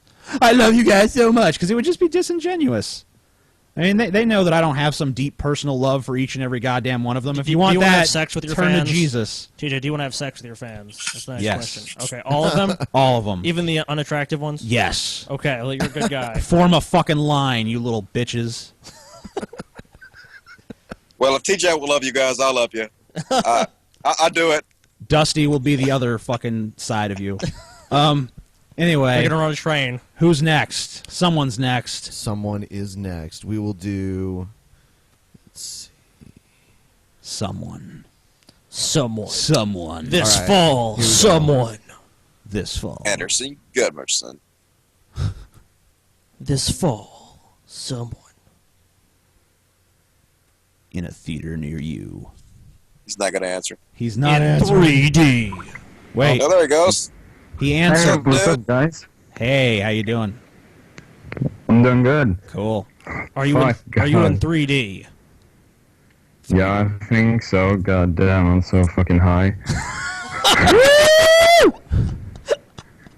That's a good answer. Hell yeah. Yeah, I took a shitload of Ritalin to be able to stay up. That's awesome. I think we know your stance on drugs. Okay. Yeah. Let's so I love drugs, man. Yeah. We love drugs too. Yeah, I know. I've been listening to your podcast and been watching all of TJ's videos. It's a good way to spend your life. What is your question? What's up? What's going on? What's on your brain? Yeah, well, I mean,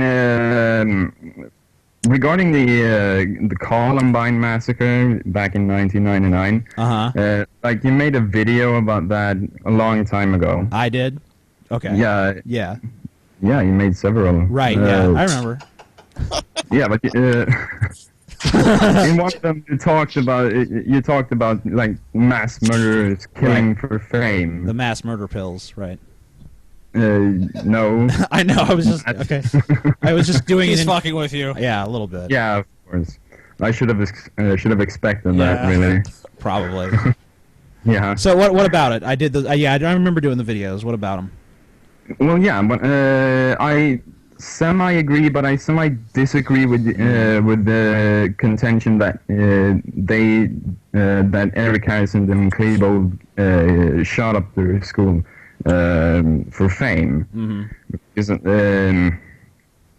like I feel like they did it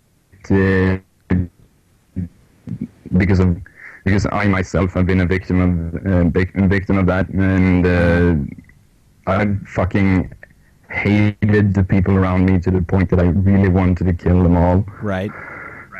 And I mean, fame really wouldn't be much of a motivation. It would just be fuck these pieces of shit that are fucking with me all this time. And I'm just. It's kind of a misconception though that Eric Harris and Dylan Klebold were bullied, because they weren't bullied. They were not. They weren't.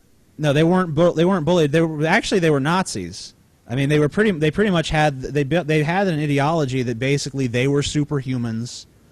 They were above other people, and by the way, they had atrocious spelling and grammar. They were fucking retarded. Weren't they social Darwinists, basically? They were social Darwinists. Social Darwinism, by the way, should really be called social Spencerism, because it was Herbert Spencer that pioneered the idea that you could apply Darwinism in a very strict sense to human society, and of course, people like Hitler ran with that. Yeah, and, eugenics and like the Holocaust. eugenics stuff. Yeah. And Eric Harris and Dylan Klebold were basically proponents of that particular ideology, and what they did because they had an innate belief in their superiority as human beings. And I think that part of why they did it was definitely because they saw it as a way to have a platform for their message. Now, do I think that they did it just for fame? I think that would be a huge oversimplification, but I think that the lure of fame has been a major factor in a lot. I mean, look at the Zodiac killer or the BTK killer, who taunted the police with letters, who wrote to the media, who basically wanted media attention. BTK disappeared. He got away with it. Yeah. He disappeared for like 25 years. Yes, and then he reemerged and started sending letters again. And fortunately, I guess. Unfortunately, whoa, Freudian slip there. Unfortunately, he got unfortunately, from his perspective, he sent the police a floppy disk. It was a floppy disk that actually had metadata on it that identified him as owning a copy of Word that was registered to a particular church. So I mean, so once they knew his name and the church he went to, it was not that hard to fucking get him. He was also in law enforcement too. Yeah, he was a conservative white family man with good Christian values, and he was also one of the most evil serial killers in history. But he was also a fame whore. He loved publicity. In fact, it was his love of the limelight that ultimately was his undoing. Yeah. So I think that there's a definite tendency in psychopathy, sociopathy to want recognition. That's why every serial killer or mass murderer, when they get caught, they talk excessively about what they did, because they have this great urge to confess all of these things they did because they're proud of it to some extent. And I think that Eric Harris and Dylan Klebold did want fame. They did want recognition. And you know what? America gave it to them. We plastered them on the fucking cover of Time magazine. Before that, they were just two high school nobodies in some fucking quiet mountain town that no one gave a shit about. Those two no-name motherfuckers, as I think you put it. Yep. Yeah. Well, yeah, I think you have a point. All right. Well, I'll have to think about that. Yeah. Yeah. Chew it over a little. Fuck those bullies, man. Don't let them get you down. Yeah. Don't shoot nobody. It's Yeah, not worth it. please. Yeah, don't shoot anyone. Please. There's always another answer. We want our show to stay on the air, not be shut down by the FBI. Thank you. That would be wonderful. So, do we want to take more? Whatever you want to More, do. sir. Can What do I you say? have more? What sayest thou, Dusty? You want to take more calls? Bring them on. Bring them on. It's a pretty intelligent crowd. Bring them on. Let's see here. Ben is looking for another good one. Seems to be a lot of sausage fest in the atheist community, man. We need to get some more women in this community. Oh, you know Seriously. what? Yeah, I mean, we can get. Yeah, that's so I'm working true. on it. I'm doing a good job, man. I'm bringing the women in pretty good single-handedly, but I need some help. So, you guys spread the message to your good-looking single women friends. Woo! I like how it's prefaced. Good-looking single women friends, and point them to my page, by the way, Cult of Dusty. Bring them into the community. That's what we need.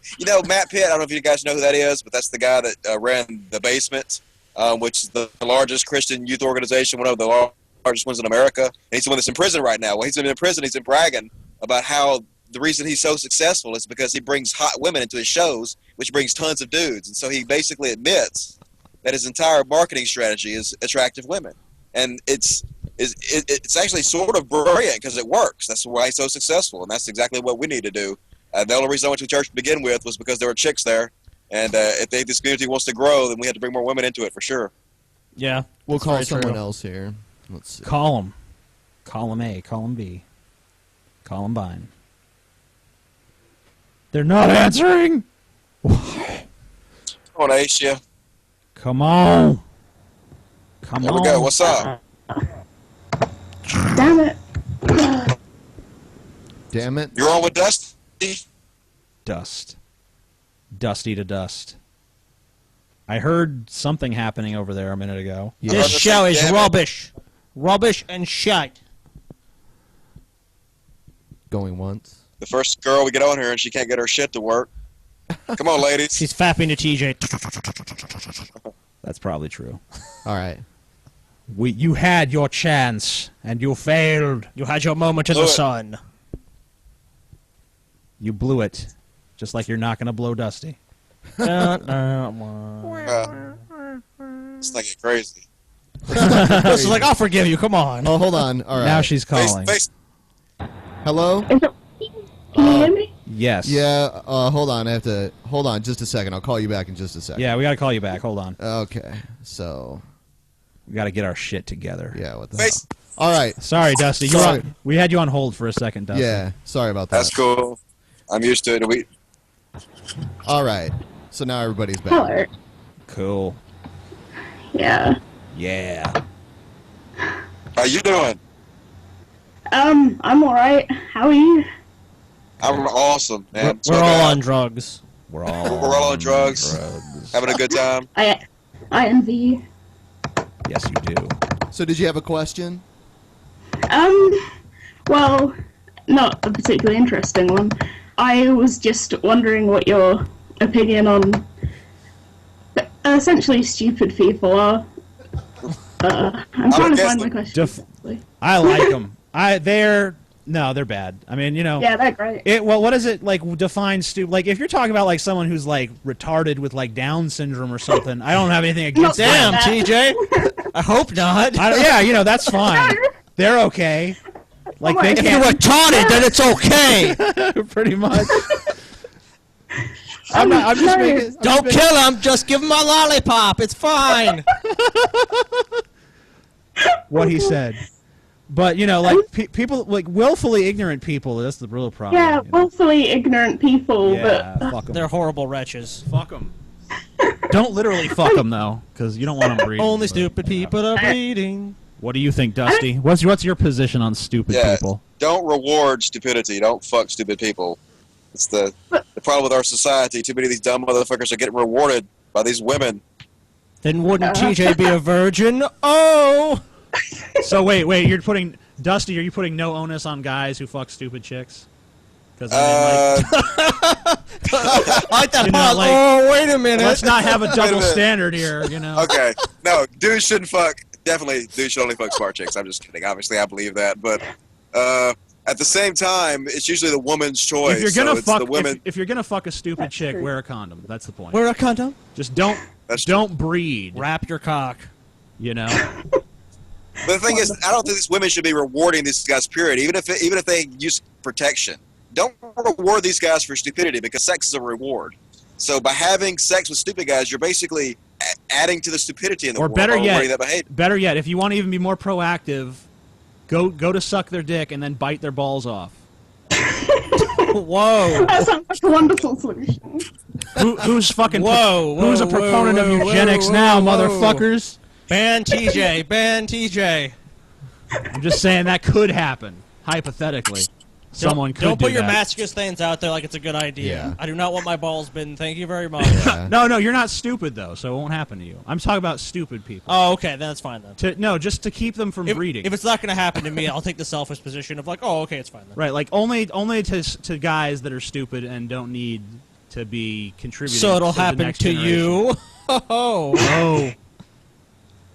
Passive. Well, it's not even passive eugenics. We've managed to keep her giggling for several minutes now. I'm sorry. No, it's all right. Thank you for being on.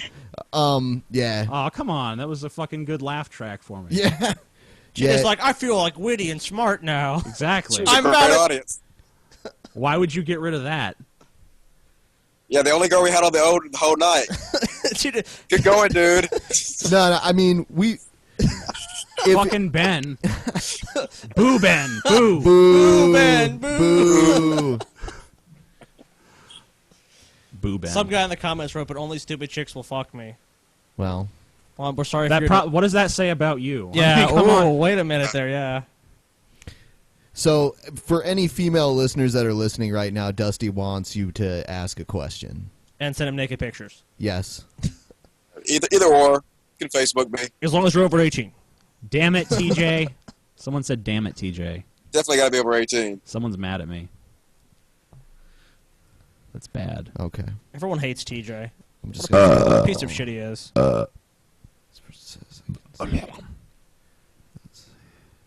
This person. We've called this person before. Why? Why? Okay. Why you do this to me? Why you do this? Hello? Hello. What's up, dude?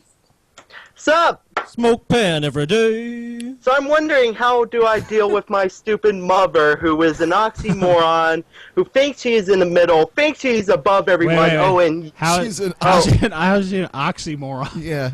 I don't. Well, she's like sickeningly liberal and sickeningly Republican at the same time. Okay. How does that work? And Dusty, you're gonna love this. She's against GMOs, and she promotes Gerson therapy, which is another quack cancer cure where you shove coffee up your ass. And So she's just attracted to crackpot hold theories. on. So shoving coffee up your ass cures cancer? Yeah, I was doing that. I was doing that already anyway.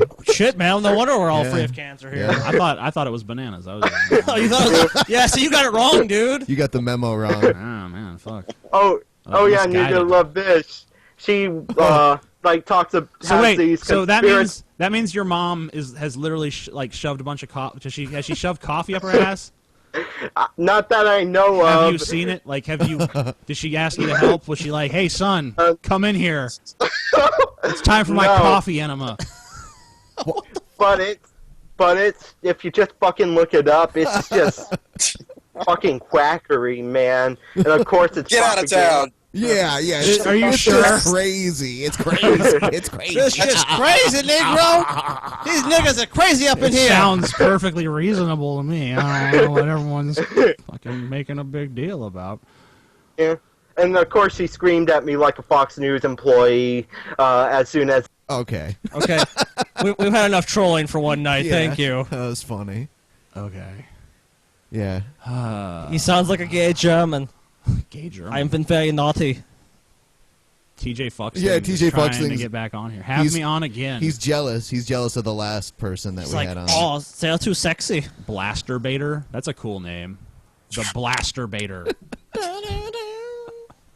He doesn't have a question though. Yeah, sorry, TJ. But Fuxton. Toshiro Mifune is his fucking icon. Let him on. Who? The Blaster Baiter. I want to see. I don't even care if he sucks. Wouldn't he be a blast, TJ? Answer, Blaster Baiter, you fucking piece of shit.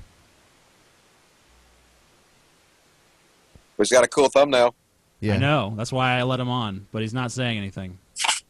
Speak. He's probably fucking. His mic settings are probably fucked. Hey guys. Yeah. Can you hear me? Yes. Can you hear me now? Fuck yeah. Hey Dusty, what's up, TJ? Just watching the stream. I didn't even ask for this, but fuck yeah. Yeah, you didn't even ask for this shit, but we gave it to you. Gave anyway. it to you. A gift from the gods. You gave it to me so hard. So It's actually the fucking first live generous. stream I've ever been there live with you guys. I only let you on for your Toshiro Mifune fucking Skype image there. 'Cause that's Thank pretty you awesome. for getting the reference. Yeah, is that from Yojimbo or? That looks like it's from Yojimbo. Dude, I found this on Google Images. I'm fucking with you.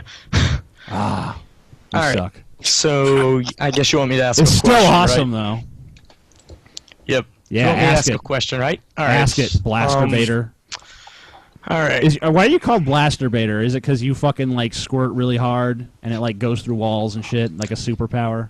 Yeah, man, it's like super pressurized fucking semen. I It's can like- shoot through an 8-foot thick concrete wall with it, man. Is it like the wax dart from the Bill Hicks routine? No, it's like a goddamn laser plasma dick gun. So then basically, you've never had sex with a woman because you would murder every one of them if that happens. No, dude, I just give him a second asshole. He's like Aroska Doji, the Legend of the Overfiend, the guy with a giant growing penis. Have you ever heard of that shit? The Legend of the Overfiend. I've never heard Hell that. yeah, some But tentacle it sounds porn. awesome. Yeah, that's what it is. Yeah. I know exactly what that shit is. Yeah, Aroska Surprised Doji. I'm a freak. I'm surprised I don't know. Anyway, Blaster Baiter, ask a question now. All right, shit. If your dick was 9 feet long, detachable, and bendable, would you throw it like a boomerang, or what else would you do with it? Man, that's a tough question. Sounds All like a right. banana question to me. Go. Not a banana. I mean, there are games where there are banana boomerangs, and I'm sure TJ's heard about that before. All I know is I'm glad my dick ain't that big because you would need a giant vagina, and giant vaginas are really hard to find. You could just fuck like blue whales and shit. You can ride it like a school bus. Yeah. I think I'm gonna stick with skinny chicks. That's my Okay. thing. So I'm glad my dick is just about what it is. It's doing me all right so far. We'll Just stick with about it. what it is. Just Jesus about Christ. what it is, But, I mean, buddy. if your dick was 9 feet long, it probably wouldn't, and assuming it'd be rather large, it probably wouldn't be a very good boomerang or something you'd want to throw. or Yeah, anything, it so- seems like it'd be cumbersome to throw as a No, weapon. it would be cumbersome, but also... Oh, and he's gone.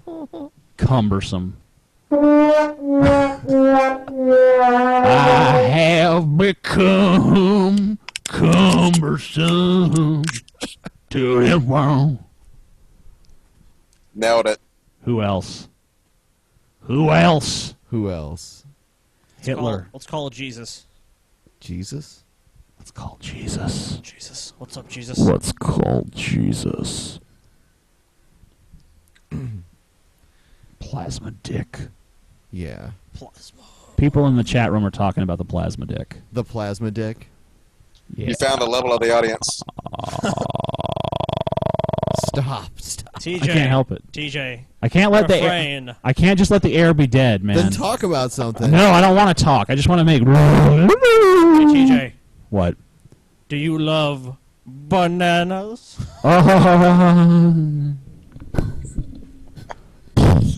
We hear that question a lot. Banana? Yeah. That's a stupid question. Dusty, are you dead? Yes, I'm completely dead. I think the whole banana thing's really stupid. That's why I never comment on it. But, How much fucking pot have you smoked tonight, Dusty? oh shit! I really haven't smoked all that much, but like I'm only sorry, like, I maybe meant 7 pan. bowls worth. Pan. Oh, pan. I've only smoked 3 bowls worth of pan. Okay. Let's call this person. Jared D.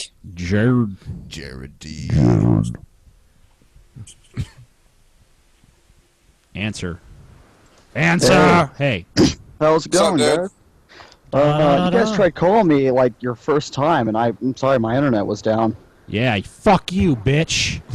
Oh man, I'm sorry. I was mad. I was like, Jared, how'd you let us down like blame that? Time Warner, TJ. Jesus I never got over that, Jared. Yeah. That was a real mind. I've been actually waiting for I'm this. sorry, I'm a disappointment. I got to go, commit the Bushido code and stab myself. Fuck yeah. Oh, very honorable. You bring a dishonor to a family.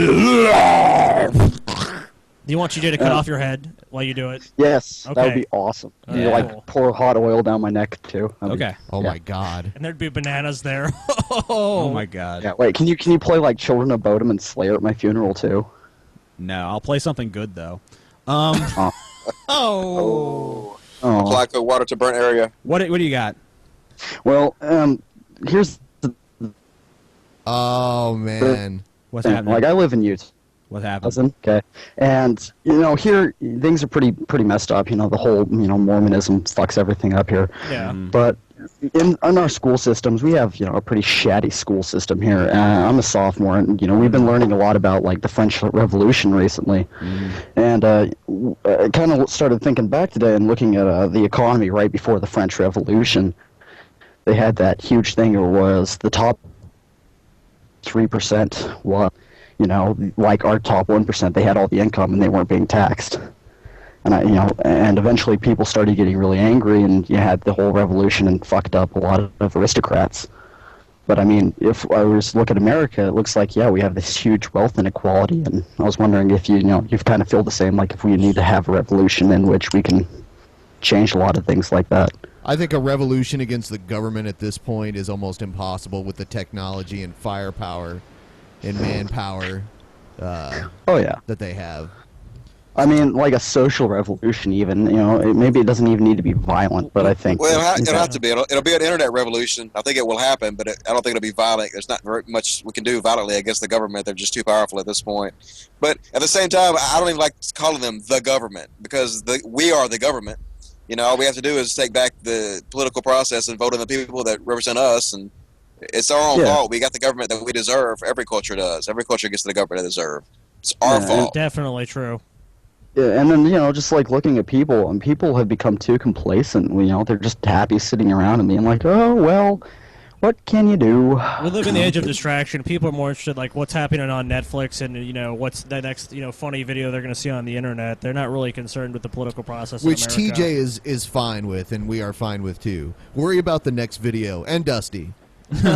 Catch that next video. Well, I mean, you can't miss Dusty, or you get eaten by Satan. It's not that necessarily there's entertainment that people are watching. It's just that when they're so complacent, that's all they know about. It's like, oh my God, what did this celebrity do? What happened? And they don't even know what's going on in their country. They don't even know who's like the vice president or their senator. And they don't even know what's going on. Dan Quayle is still vice president, right? I was just gonna say that.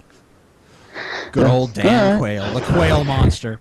I don't agree with these guys when they say violent revolution would be impossible, because just because the government, quote unquote, has a bunch of technology at its disposal. Look, a lone gunman was able to shoot a fucking congresswoman.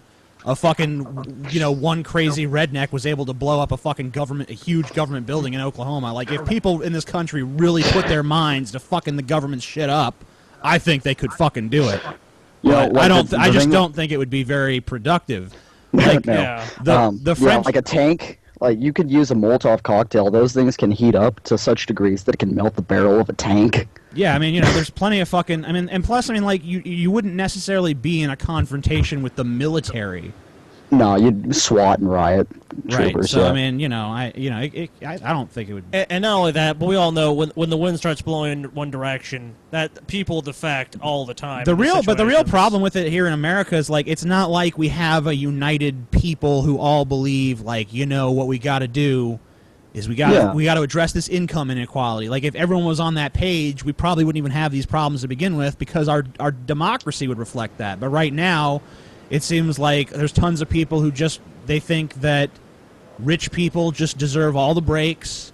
They deserve to fucking they deserve every fucking ability to hold on to as much of their money as possible, and they should pay as little taxes as possible. And that's just the way it goes. I don't know. I think like people like my dad are actually is kind of looking forward to like a violent revolution. He thinks that would be the funniest shit ever. I don't think it would actually happen, but I mean... I know. Well, a lot of those conspiracy theorists are into that kind of shit. You know, I used to be all into that Alex Jones shit. Like, before I moved here, I had like a 40-acre organic farm off-grid waiting for the world to fucking end. But it's all just fucking horse shit, man. Nothing's going to happen like that. Shit's going to continue just like it is. So just enjoy your life as much as you possibly can, and don't be like a paranoid dude, because all it does is fucking harsh or mellow. Yeah, exactly. And thank you for the question. Fucking mellow, bro. So now we have a few people that want to contribute their questions.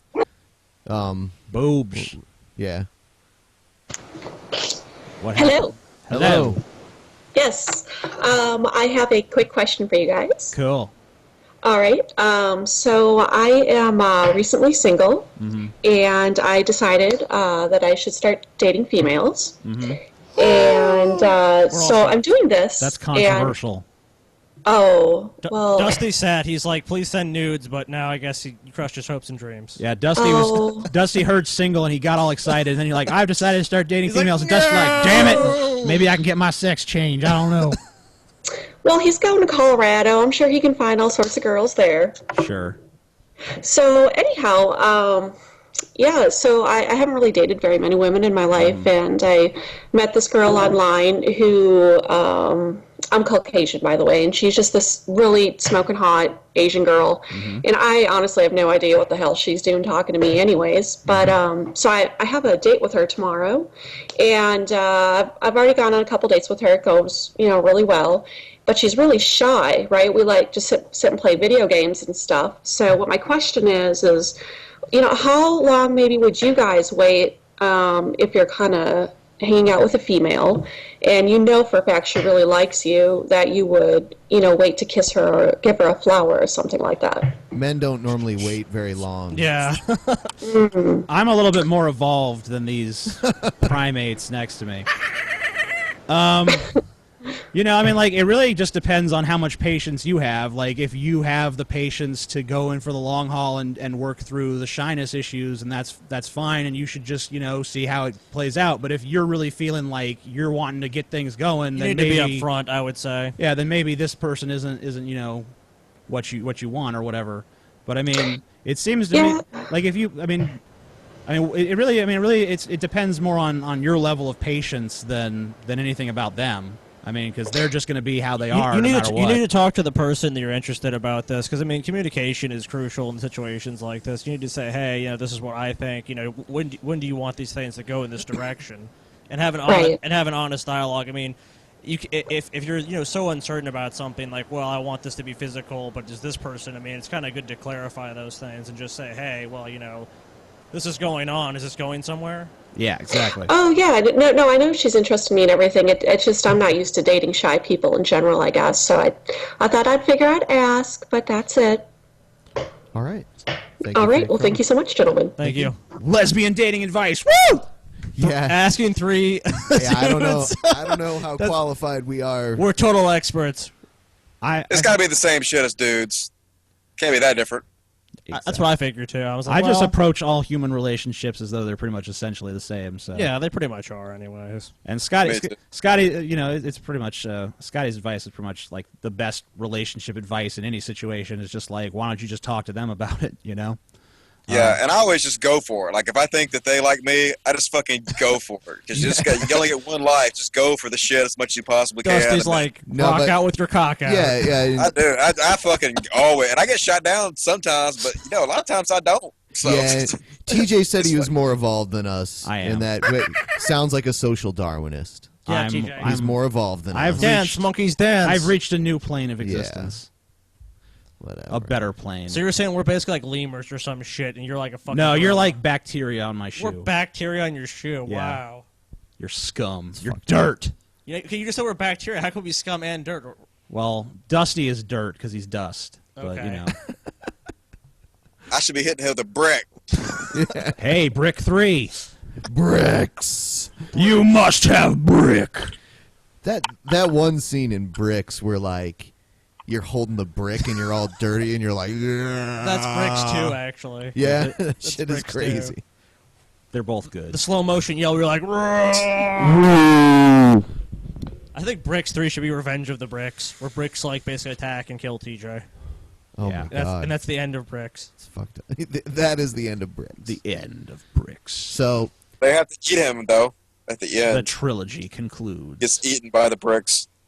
Cannibal Bricks. And then he becomes a Cannibal brick. Bricks. You become a brick. You become a giant brick, TJ. Bricks. I'm already a giant dick, so... Well, let's not be inaccurate here, man. I didn't say I I kinda have wanna a see this giant video dick. now. I said I am a giant dick, so... Here's a good question. All right. Good question. What's up, Connor? Connor. Okay. Yeah, you're on, dude. It's live. Kick it into gear. Hey. Hey. Can you hear me? Yeah. Yes. Can you hear me now? So, yeah. my question is, do you think we can end this two-party domination by changing the way we vote for our officials? What do you mean changing the way we vote? Like by voting? Like, Yeah, instead of like, you could. I think... yeah, if we were for... instead- I'm sorry, okay, just go ahead. instead of like just voting for one person, you could vote for any number of people or rank the candidates from 0 to 10. Do you think that could help promote third parties? Basically, you're talking about what they do in Australia and other countries, basically. Yeah, it definitely could help. I mean, it's not a perfect system by any stretch of the imagination, but it definitely would be better than what we have now, where it's like you basically have one of two choices, which that's just basically a false dichotomy. I say just a Thunderdome. Like a Thunderdome. a Thunderdome of politicians. Two men enter, one man leaves. A Hunger Games style primary I think election. I think it should make the Royal Rumble. I always thought it would be cool if we just got rid of parties and just like everyone just stood on their own merits. That's what Jesse but Ventura wants to do. Jesse Ventura wants to run without a party. That would be completely. cool.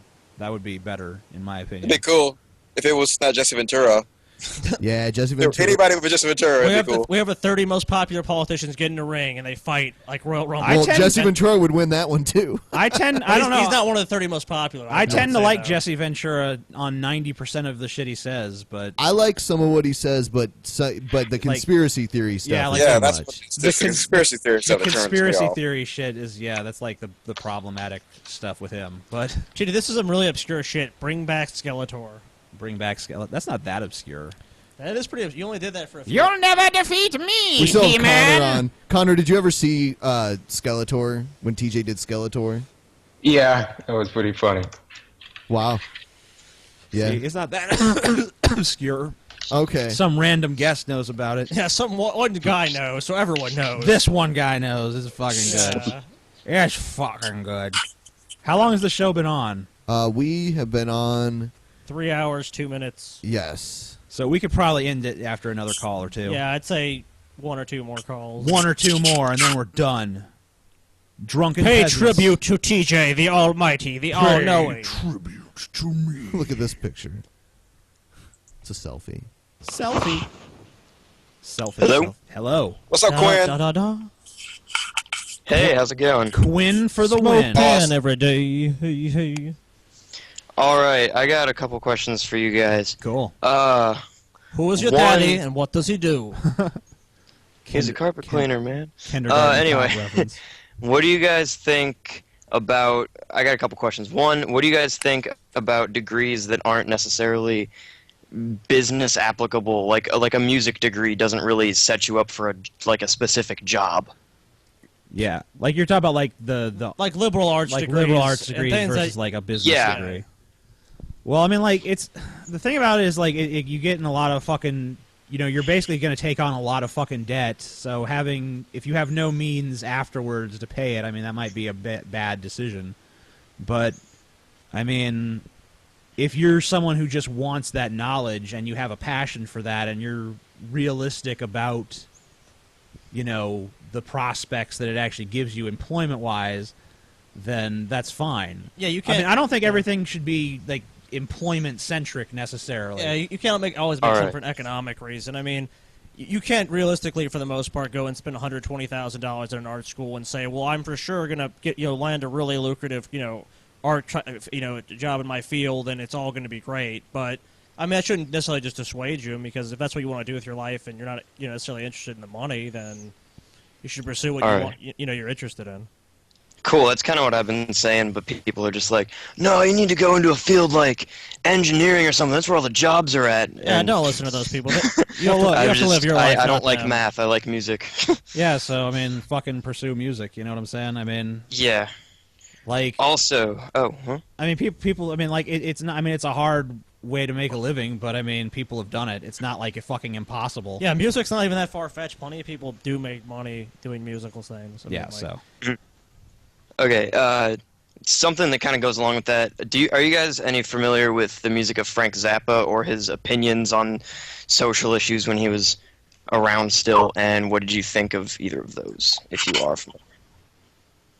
I've heard some of Frank Zappa's music. I mean, it wasn't bad music. It's just not the genre of music that I'm really interested in.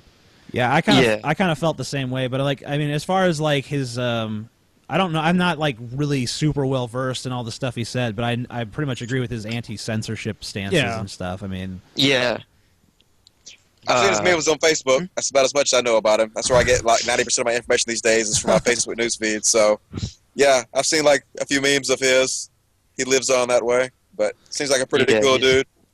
He was cool. The only thing I don't really agree with is he said something about how marijuana was, or not marijuana specifically, but how drugs were pretty much someone using it as an excuse to be an asshole. But he kind of rescinded that opinion later on in life. But yeah, well, still. we've all said stupid shit. Yeah. Yeah. Also, what do you think about these like idiot keyboard warrior type people who, like, specifically the social justice Tumblr side of people who specifically cultural appropriation, like that's the one thing they talk about all the time. Like, what do you guys think about that whole issue?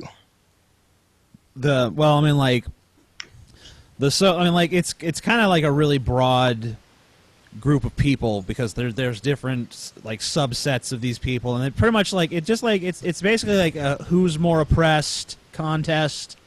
Yeah. And it kind of just like they just kind of sit around bickering over like whose feelings can be the most hurt by what's going on. It's generally a shallow depth of field. I mean, these people are very like much like armchair activists and surface oriented. It's like, oh, I'm going to repost this GIF, this thing that's sexist. I mean, most of them don't really think about the issues critically or try to have any understanding of the other side or the opposition or the other opinions besides just the social justice shit, and they just really don't usually think things through. When really. it comes to the cultural appropriation thing, like I've seen stuff like people being like harassed because they wore like an Indian headdress or something, and that's so profoundly disrespectful to do. I'm like, I'm sorry, but it's just it's an article of fucking clothing that I mean, sure, it's associated with a particular culture, but I mean, like, so is a lot of shit. I mean, like, if cultures aren't allowed to emulate each other, then you pretty much like that's the death sentence to all sort of any possibility of cultures integrating with one another. I mean, yeah, that's what I was saying. Like, I got in an argument with someone a while ago. They were saying how, like, they got mad at me for eating Mexican food. I posted a picture on my Tumblr of Mexican food, and they're like, "Are you stupid white boy trying to culturally appropriate Mexicans by eating their food?" I'm like, really, dude? That's where you're gonna go with this? What a racist prick. I know, like, what society, like, what culture invented the internet that he's using? We should be like, hey, you're appropriating that culture, you piece of shit. Fuck and then I you. went to this dude's blog, and he was white too. Like, I'm so confused at his. It's like what? Logic. So basically, like, what does he eat? Like, does he like saltine crackers? I guess. Does he only like he only eats foods that were come up with by his own culture that he fucking like? I'm French, therefore I only eat French food. Hey, that'd be all right. I hope he's not English. Yeah, because then he'd have to eat. That's so ignorant. Isn't the kind of way like to expose someone to a new culture? That's kind of the opposite effect, really. Yeah, he's basically saying like it's not that far from trying to say like racial purism kind of things. Like our culture is this racist. way. Like he's counter. It's just like it's the irony. It's the irony of like if you become so anti-racist, eventually you are a racist. If you become so anti-sexist, eventually you are a sexist. I mean, it just everything kind of has this loop where if you take it to too great of a fucking extreme, you become the thing you hate. It's like just this weird little irony. Like if you're a hardcore extremist feminist, you pretty much have to agree with the idea that women are fucking, just dunces who can be molded by every little thing in society, and they're just these brainless masses with no individual autonomy, and the only thing that can save them is the holy fucking cross of feminism that is gonna shine a light of fucking enlightenment upon them and shit. And and then it's like these people, they're so anti-racist that they think that if you're white and you eat Mexican food, you're committing some sort of egregious offense. That's weird because I know that at least the Mexican people that own the restaurant that make the food want you to eat it. Yeah, I mean, I'm pretty sure they're inviting me to partake in their culture. So fuck you. Yeah. That's why so many anti-gay people suck dick. See, it all comes back around. I hate them so much. Meet me in the bathroom later. Wide stance. All right, so you want to do one more? One more. All right. We'll do one more. And it better be good. Yeah. Let's see. If you can't get anyone good, just put TJ Fox things back on. Is that what you want? No, but if you can't find anyone good, I don't. What about that person there? Which person? What do they say? No, that's nothing. No, not at all. Nothing. That's stupid. That's okay. nothing. All right, let's see. That's garbage. Do you know this? Do you see that one? What does it say? I can't see it. That sucks too. Okay. Wait, who's that? Spaceman.